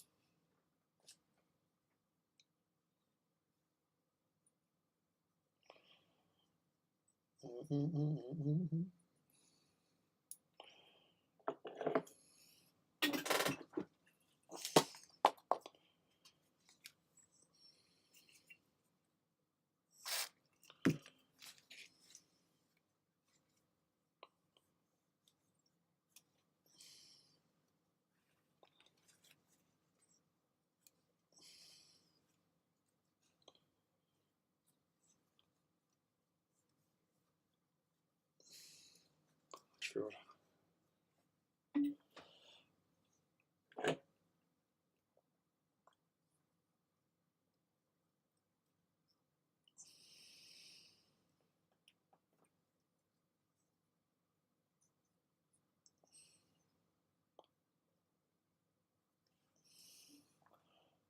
Just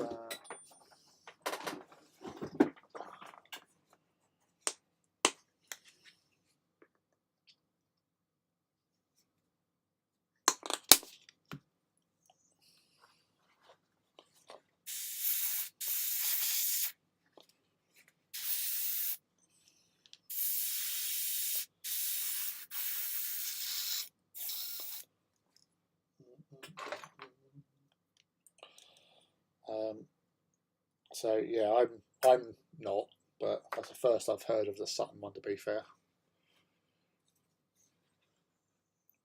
my good buddy's YouTube has a room there, so it might be fun to go. It's about 40 minutes away from me. I'll look into it. Depends when it is. I know, again, Alex has asked about when will I be attending one of their events. I'm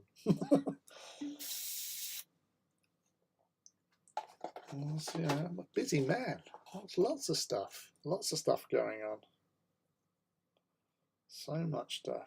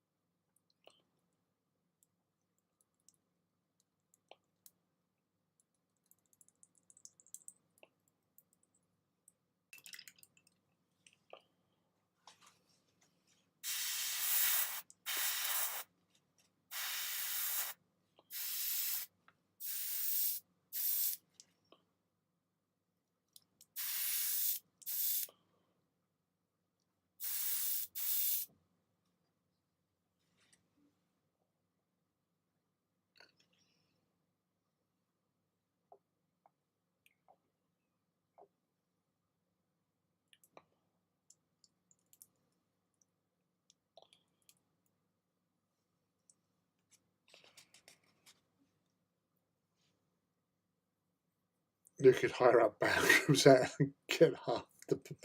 Well, yeah, there is that. Yeah, there's I had one or two.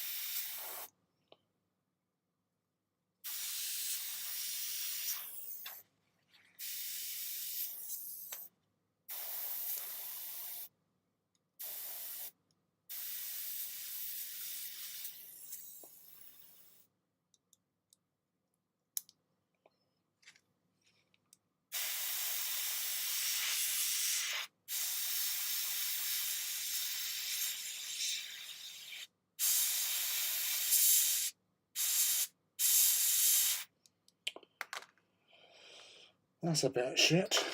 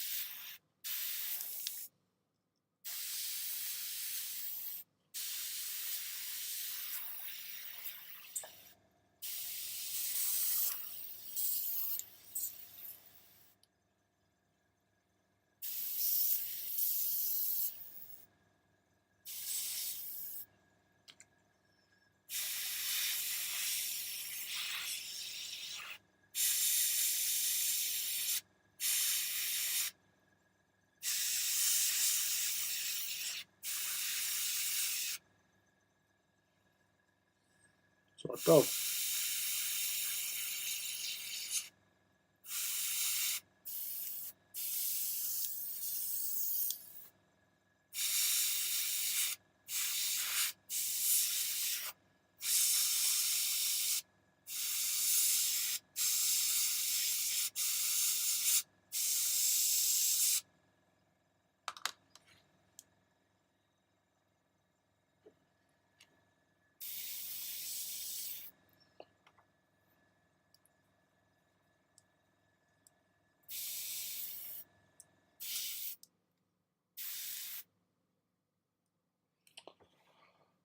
This is annoying, to say the least.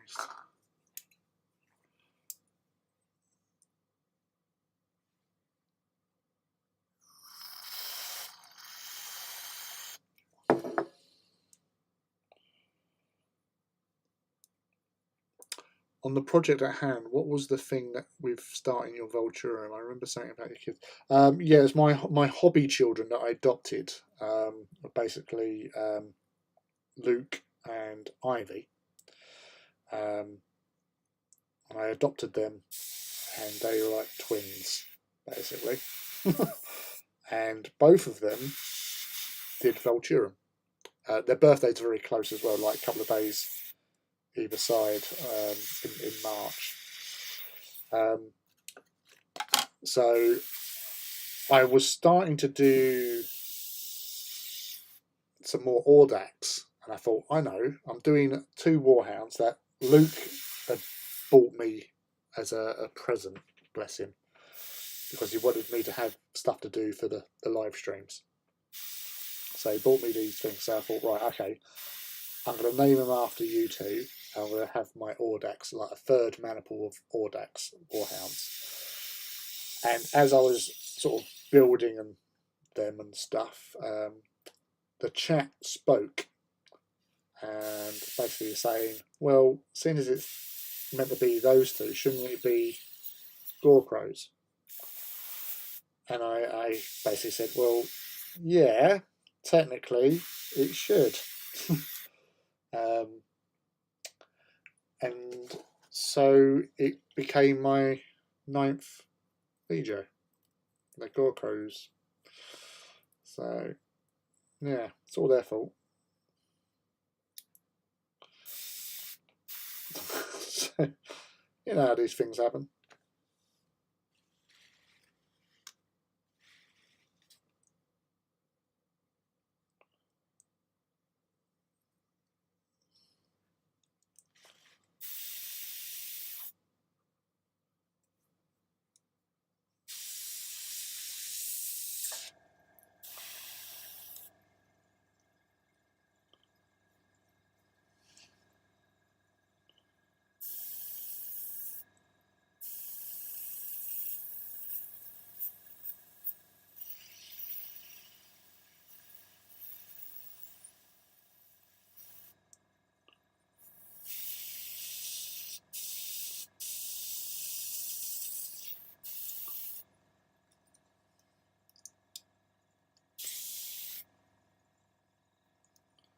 There is one severe blockage in this thing.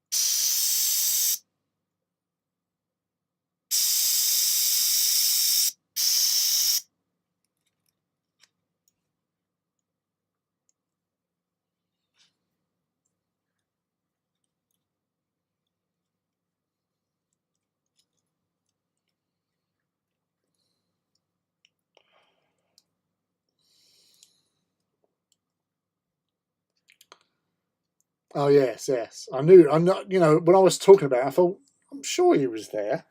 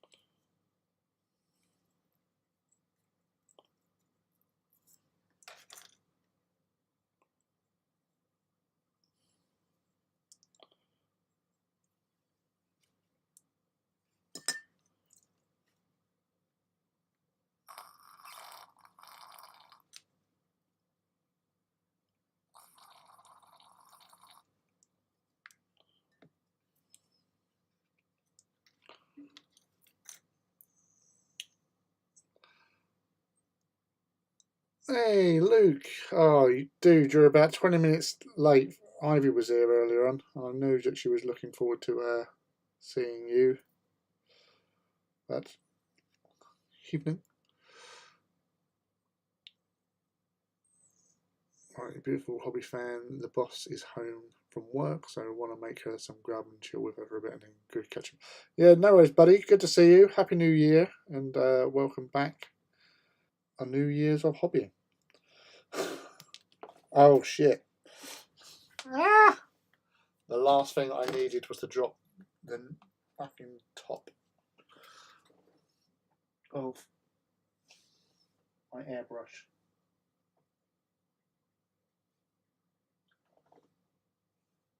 Shite.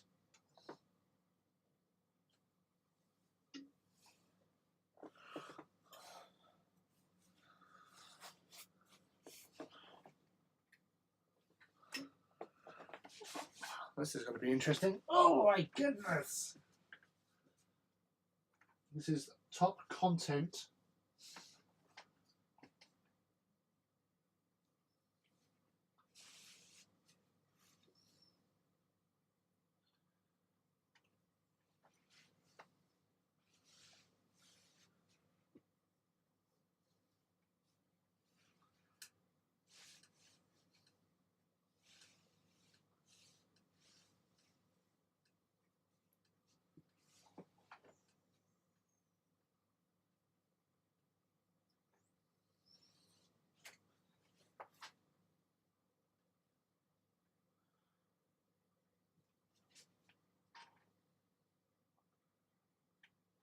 Oh, damn you.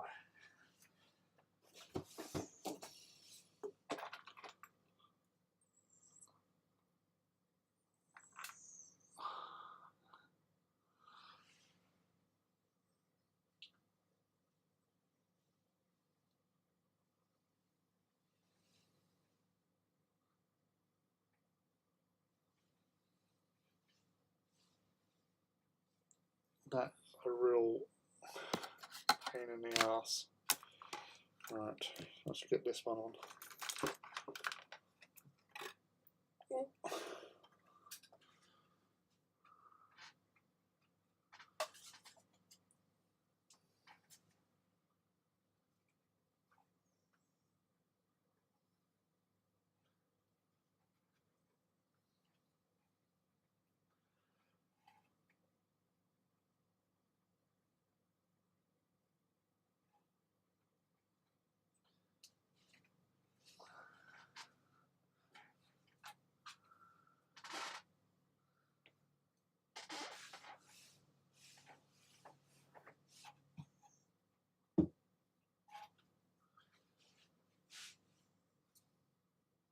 Don't mind me, I am here.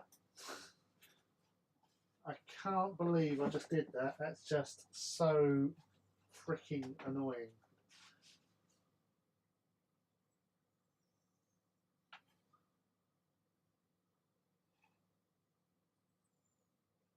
Aha! Found you. That, the actual tip of the nozzle, is what I was trying to find on a floor. That's that. Oh, jeez. Anyway, right there, boy. How are you?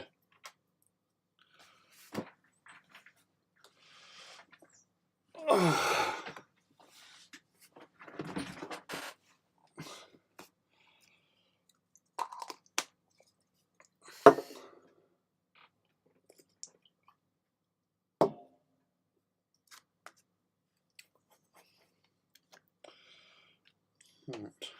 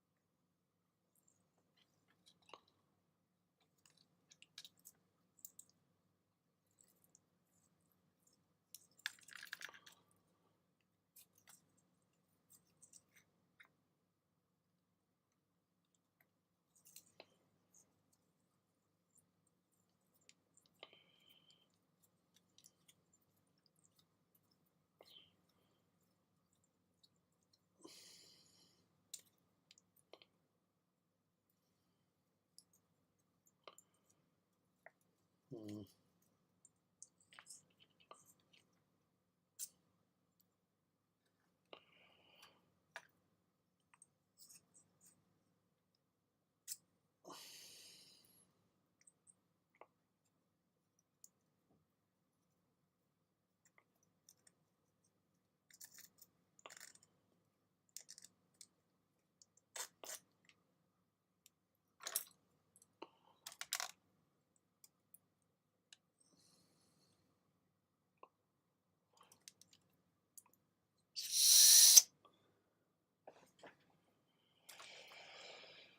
Jeez.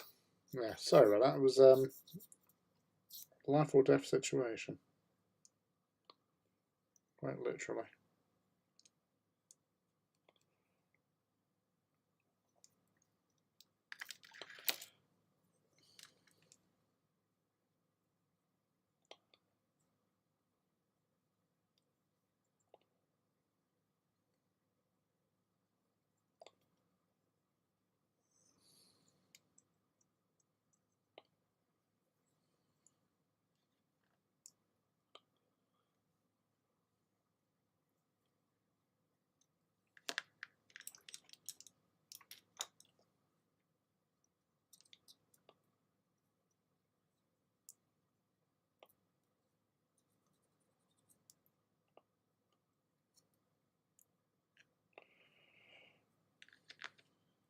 Hmm.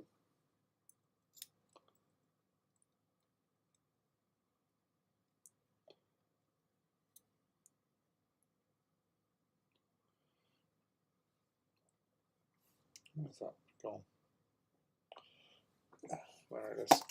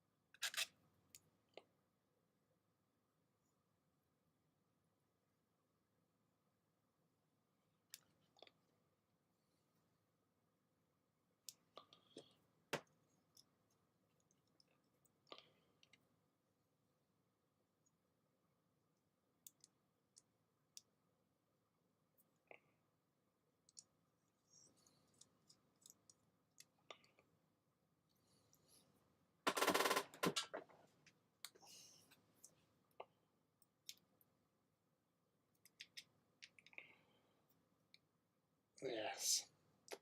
So sorry about that. That was quite an intense 10 minutes of me scrabbling around for stuff.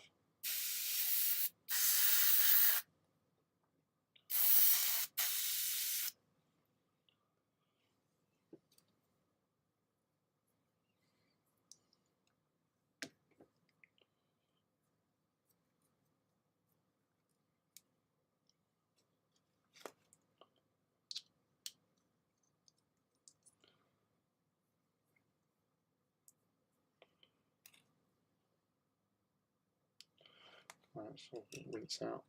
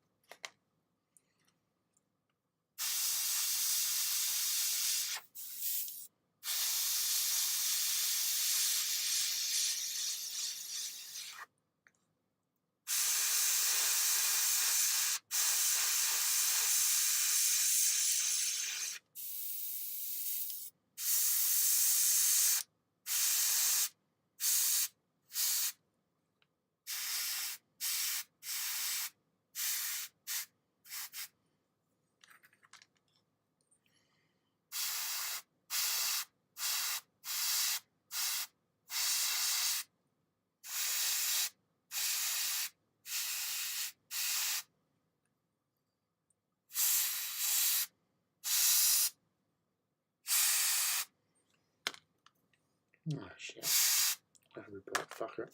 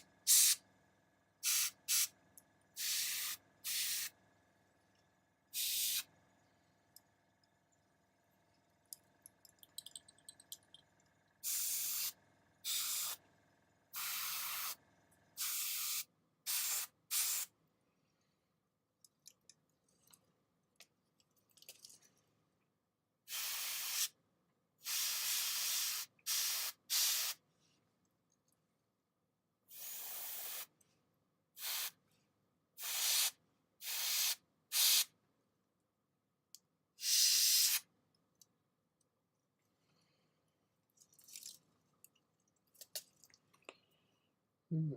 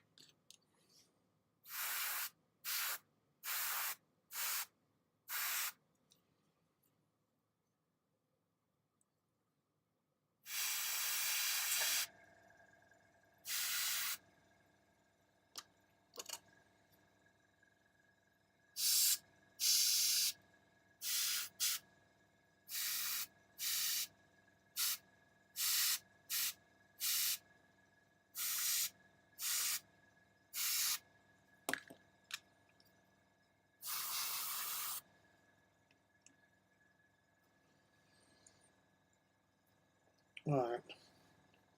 Sorry about that. That was quite intense.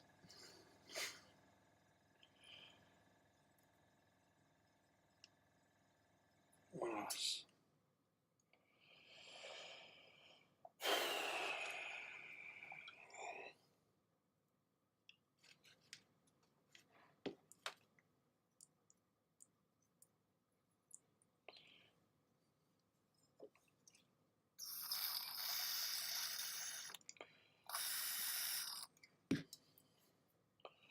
So with that done,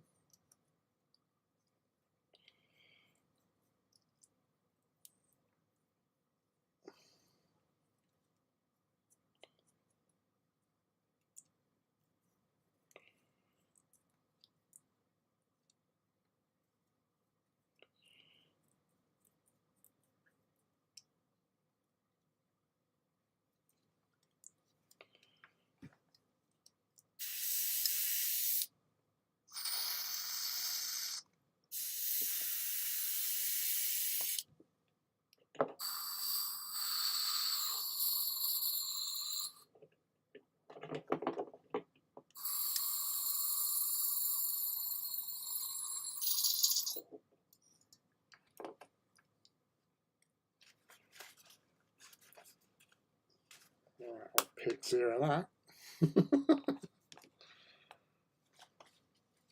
Nice.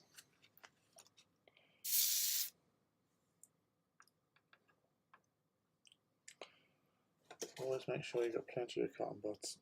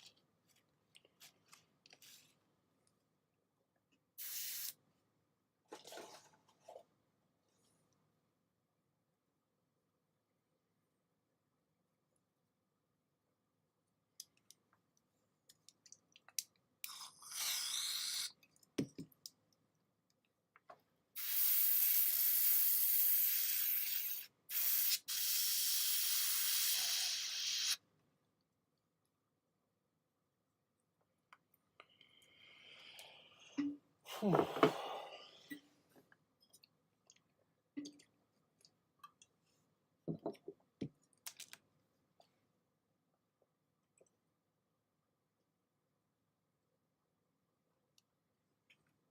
shit.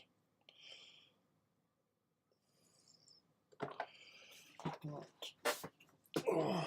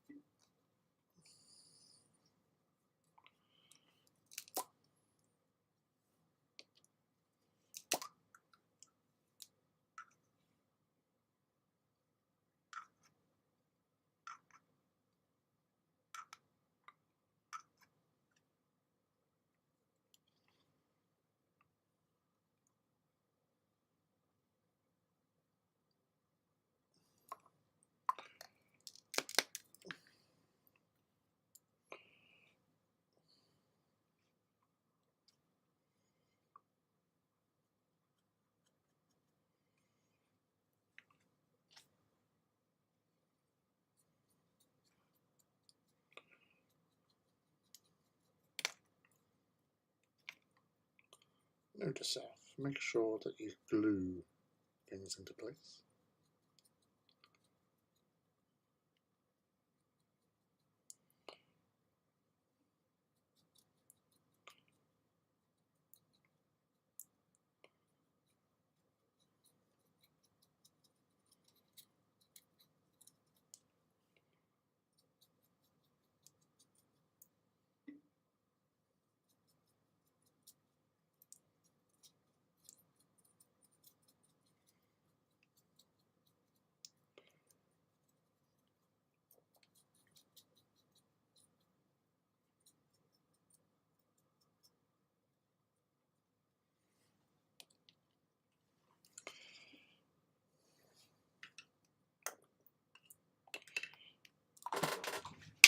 Just get a drink.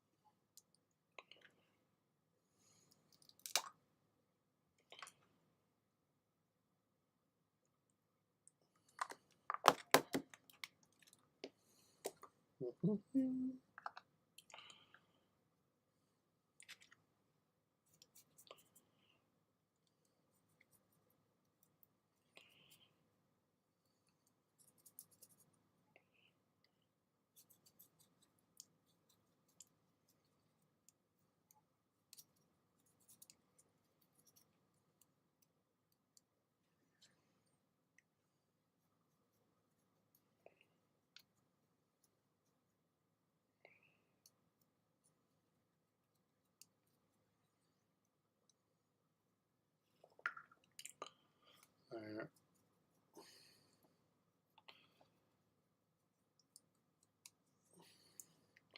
This is obviously just watered down Agrax.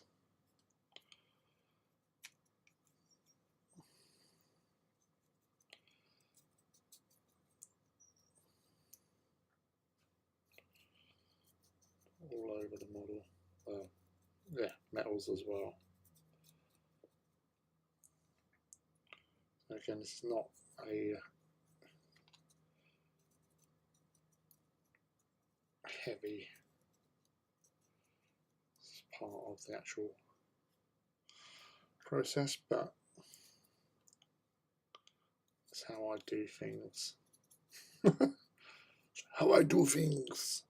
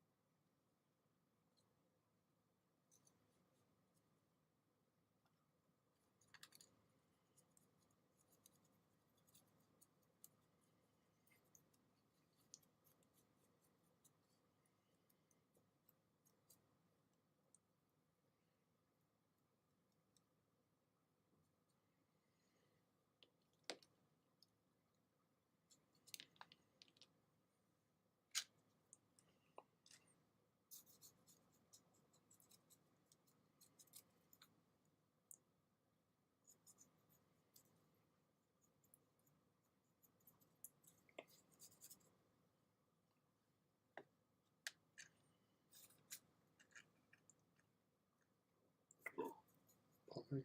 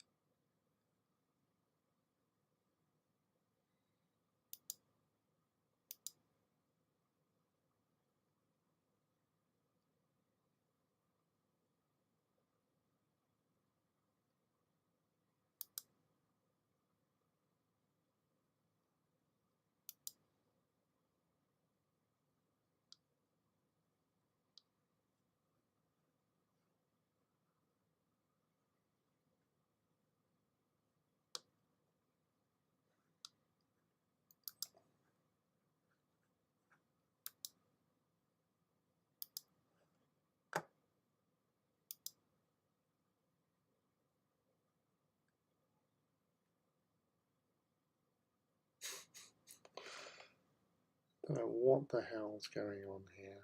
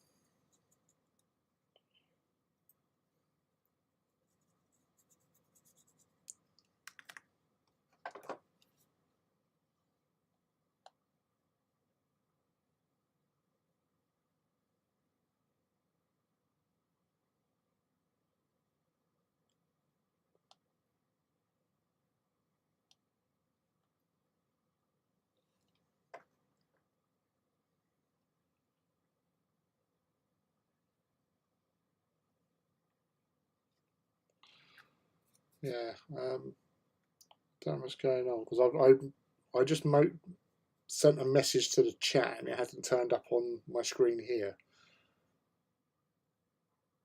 So I have no idea what's going on. Whether or not it's the lag, it might be the lag again. Woohoo! That got severely weird last time.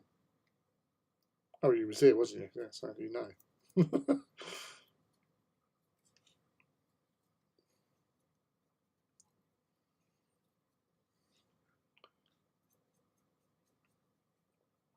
It still hasn't shown up.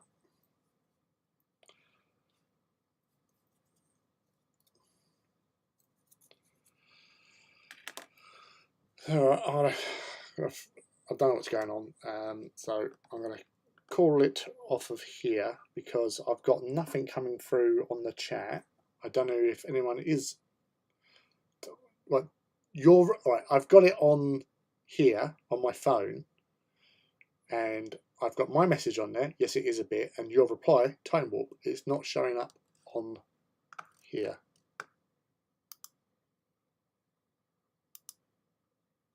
Right.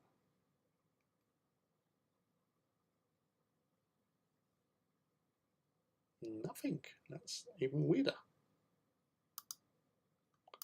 No.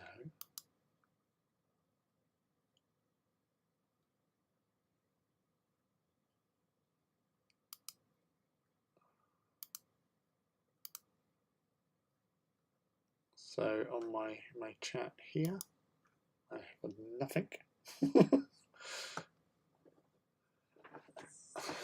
I just don't know anymore. It's too upsetting.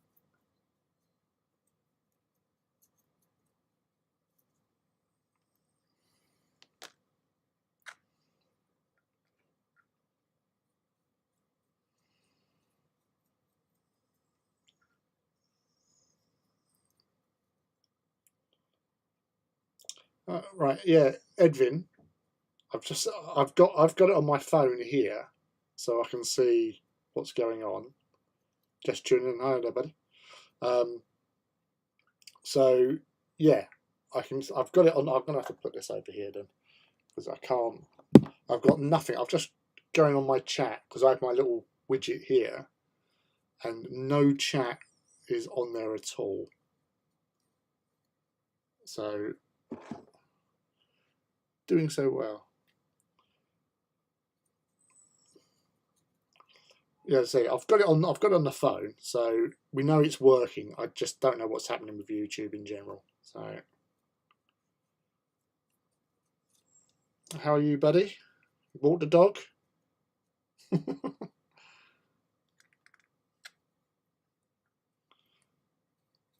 Sneaking in a little bit of hobby before bed. But a few people on tonight. Let's see, Ivy was on earlier on. We had Tom and Mac. Judge was in first. And claimed it. But yeah, it's been quite relaxed. As I say, without any chat going on, I can't respond. But let's say I've got that there. Are you alright? Would you go out tonight?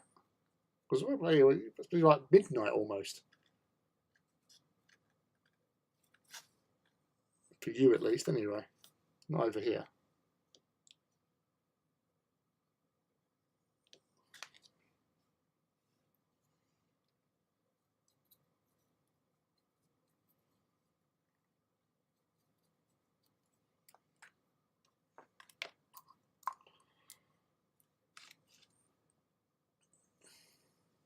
We're just going to 11 o'clock of the PM of the GMT.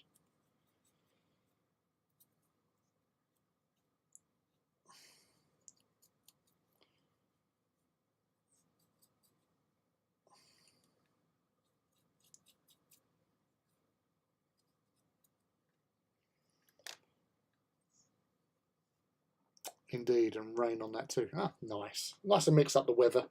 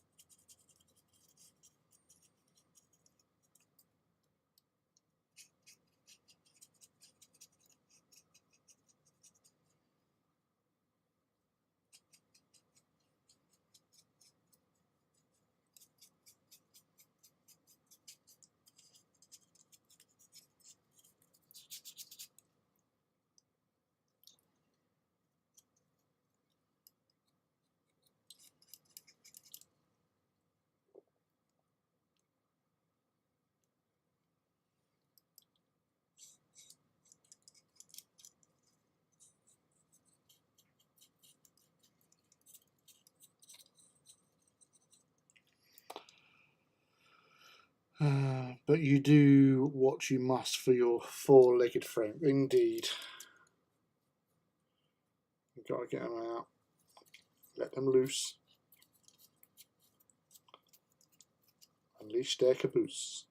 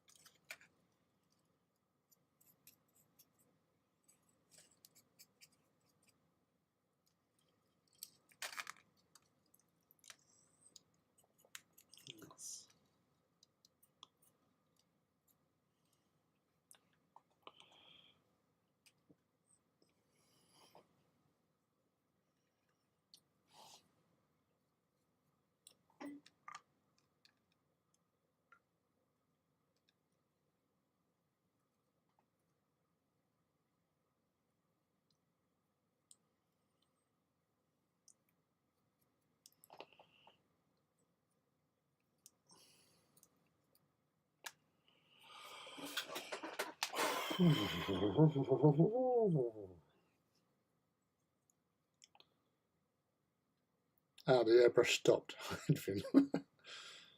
Yeah, airbrush shenanigans ended a while back.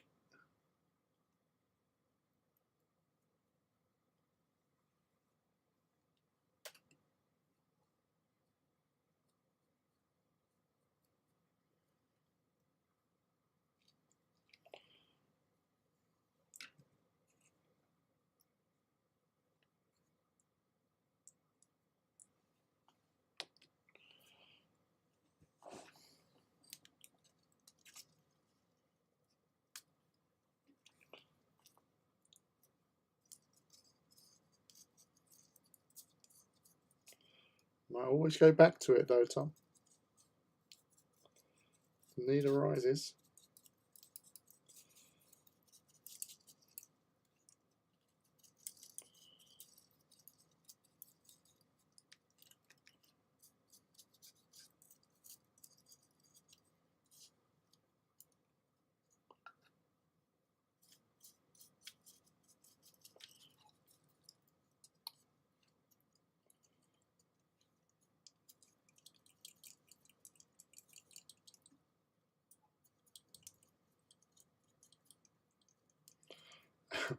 This is one of the comments on AT18 with the post of this. Someone saying like, how do you stop the chains from moving around? I just said, well, don't move it that much.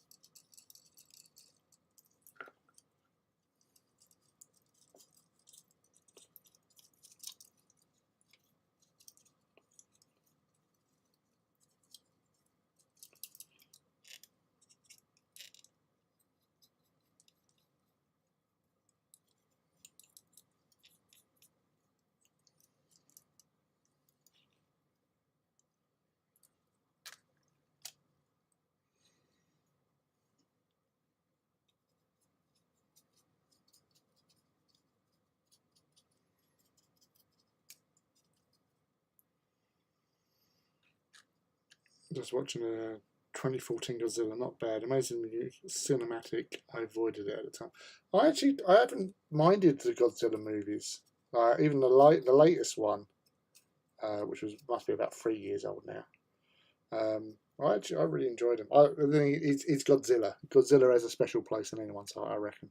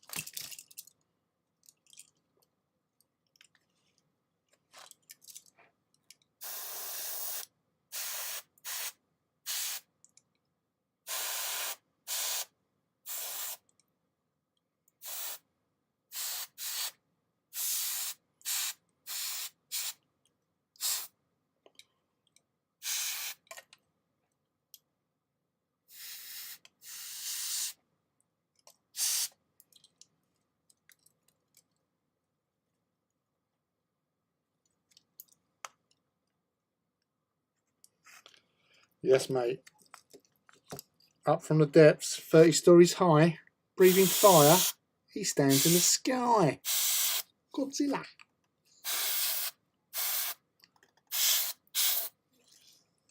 Although Godzuki was a bit of an arsehole.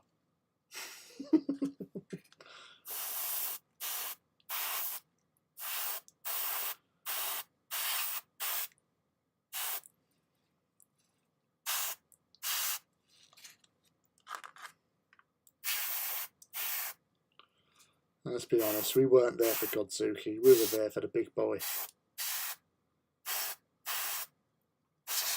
The G-Man.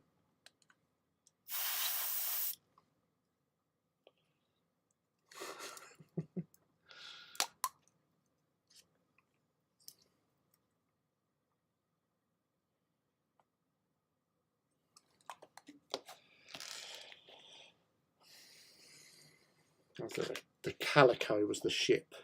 That there was the hydrofoil. I never knew that ships could come as hydrofoils until I saw that ship. And no matter where they were, just press that red button, Godzilla would turn up and beat the crap out of whatever was there. It does make you wonder though, did they actually abuse that ability? You know, someone cuts them up in the shipping lane. Fuck you, I'm getting Godzilla on your ass. Because we've all fought it. Only we had our own Godzilla. Traffic wardens. Me and my friend.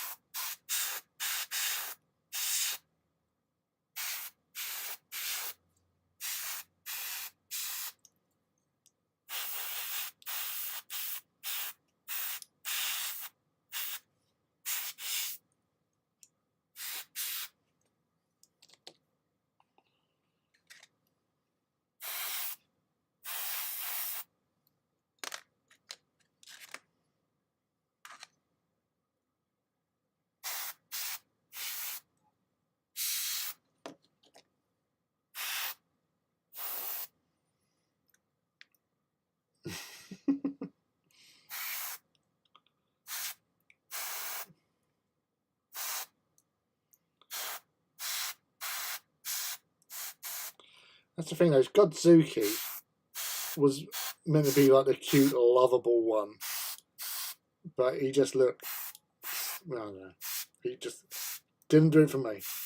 I did not love Godzuki.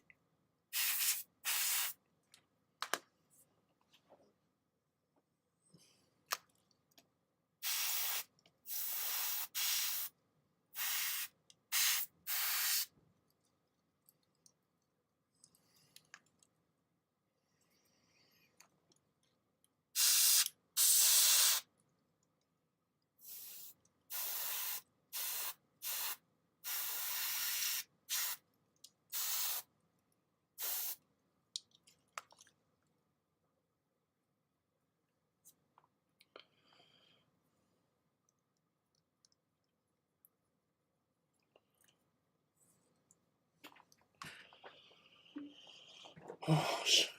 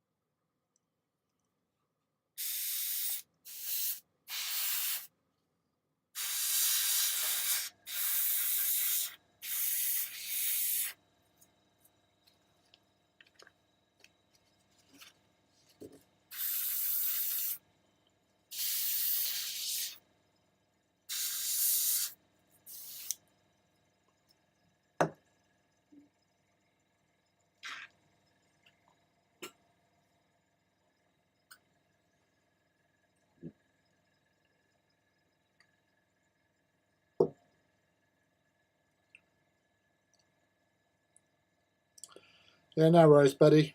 Every time to go look at a house. Nice. Well, hope it goes well for you tomorrow, buddy. Thanks for popping in.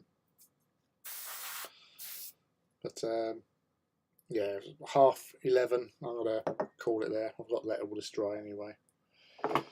So thank you, whoever is still here.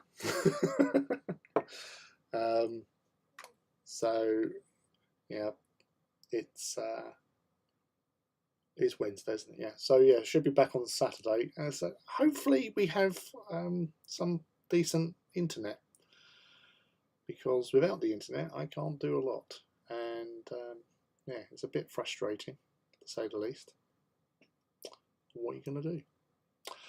Yeah, so thanks for everyone coming around. Tom, Edwin, Luke, Ivy, Matt earlier on with Judge, and anyone else who has wandered in that I have forgotten. So I do apologise on that, but I'm terrible with names today. MZ, yes. Gary, if you're watching, love you. Pardon me. Anyway, yes, and that'll be it for tonight. I'll see people again on Saturday, if all goes to plan. So until then, keep safe, keep hobbying, and keep out of trouble. Take care.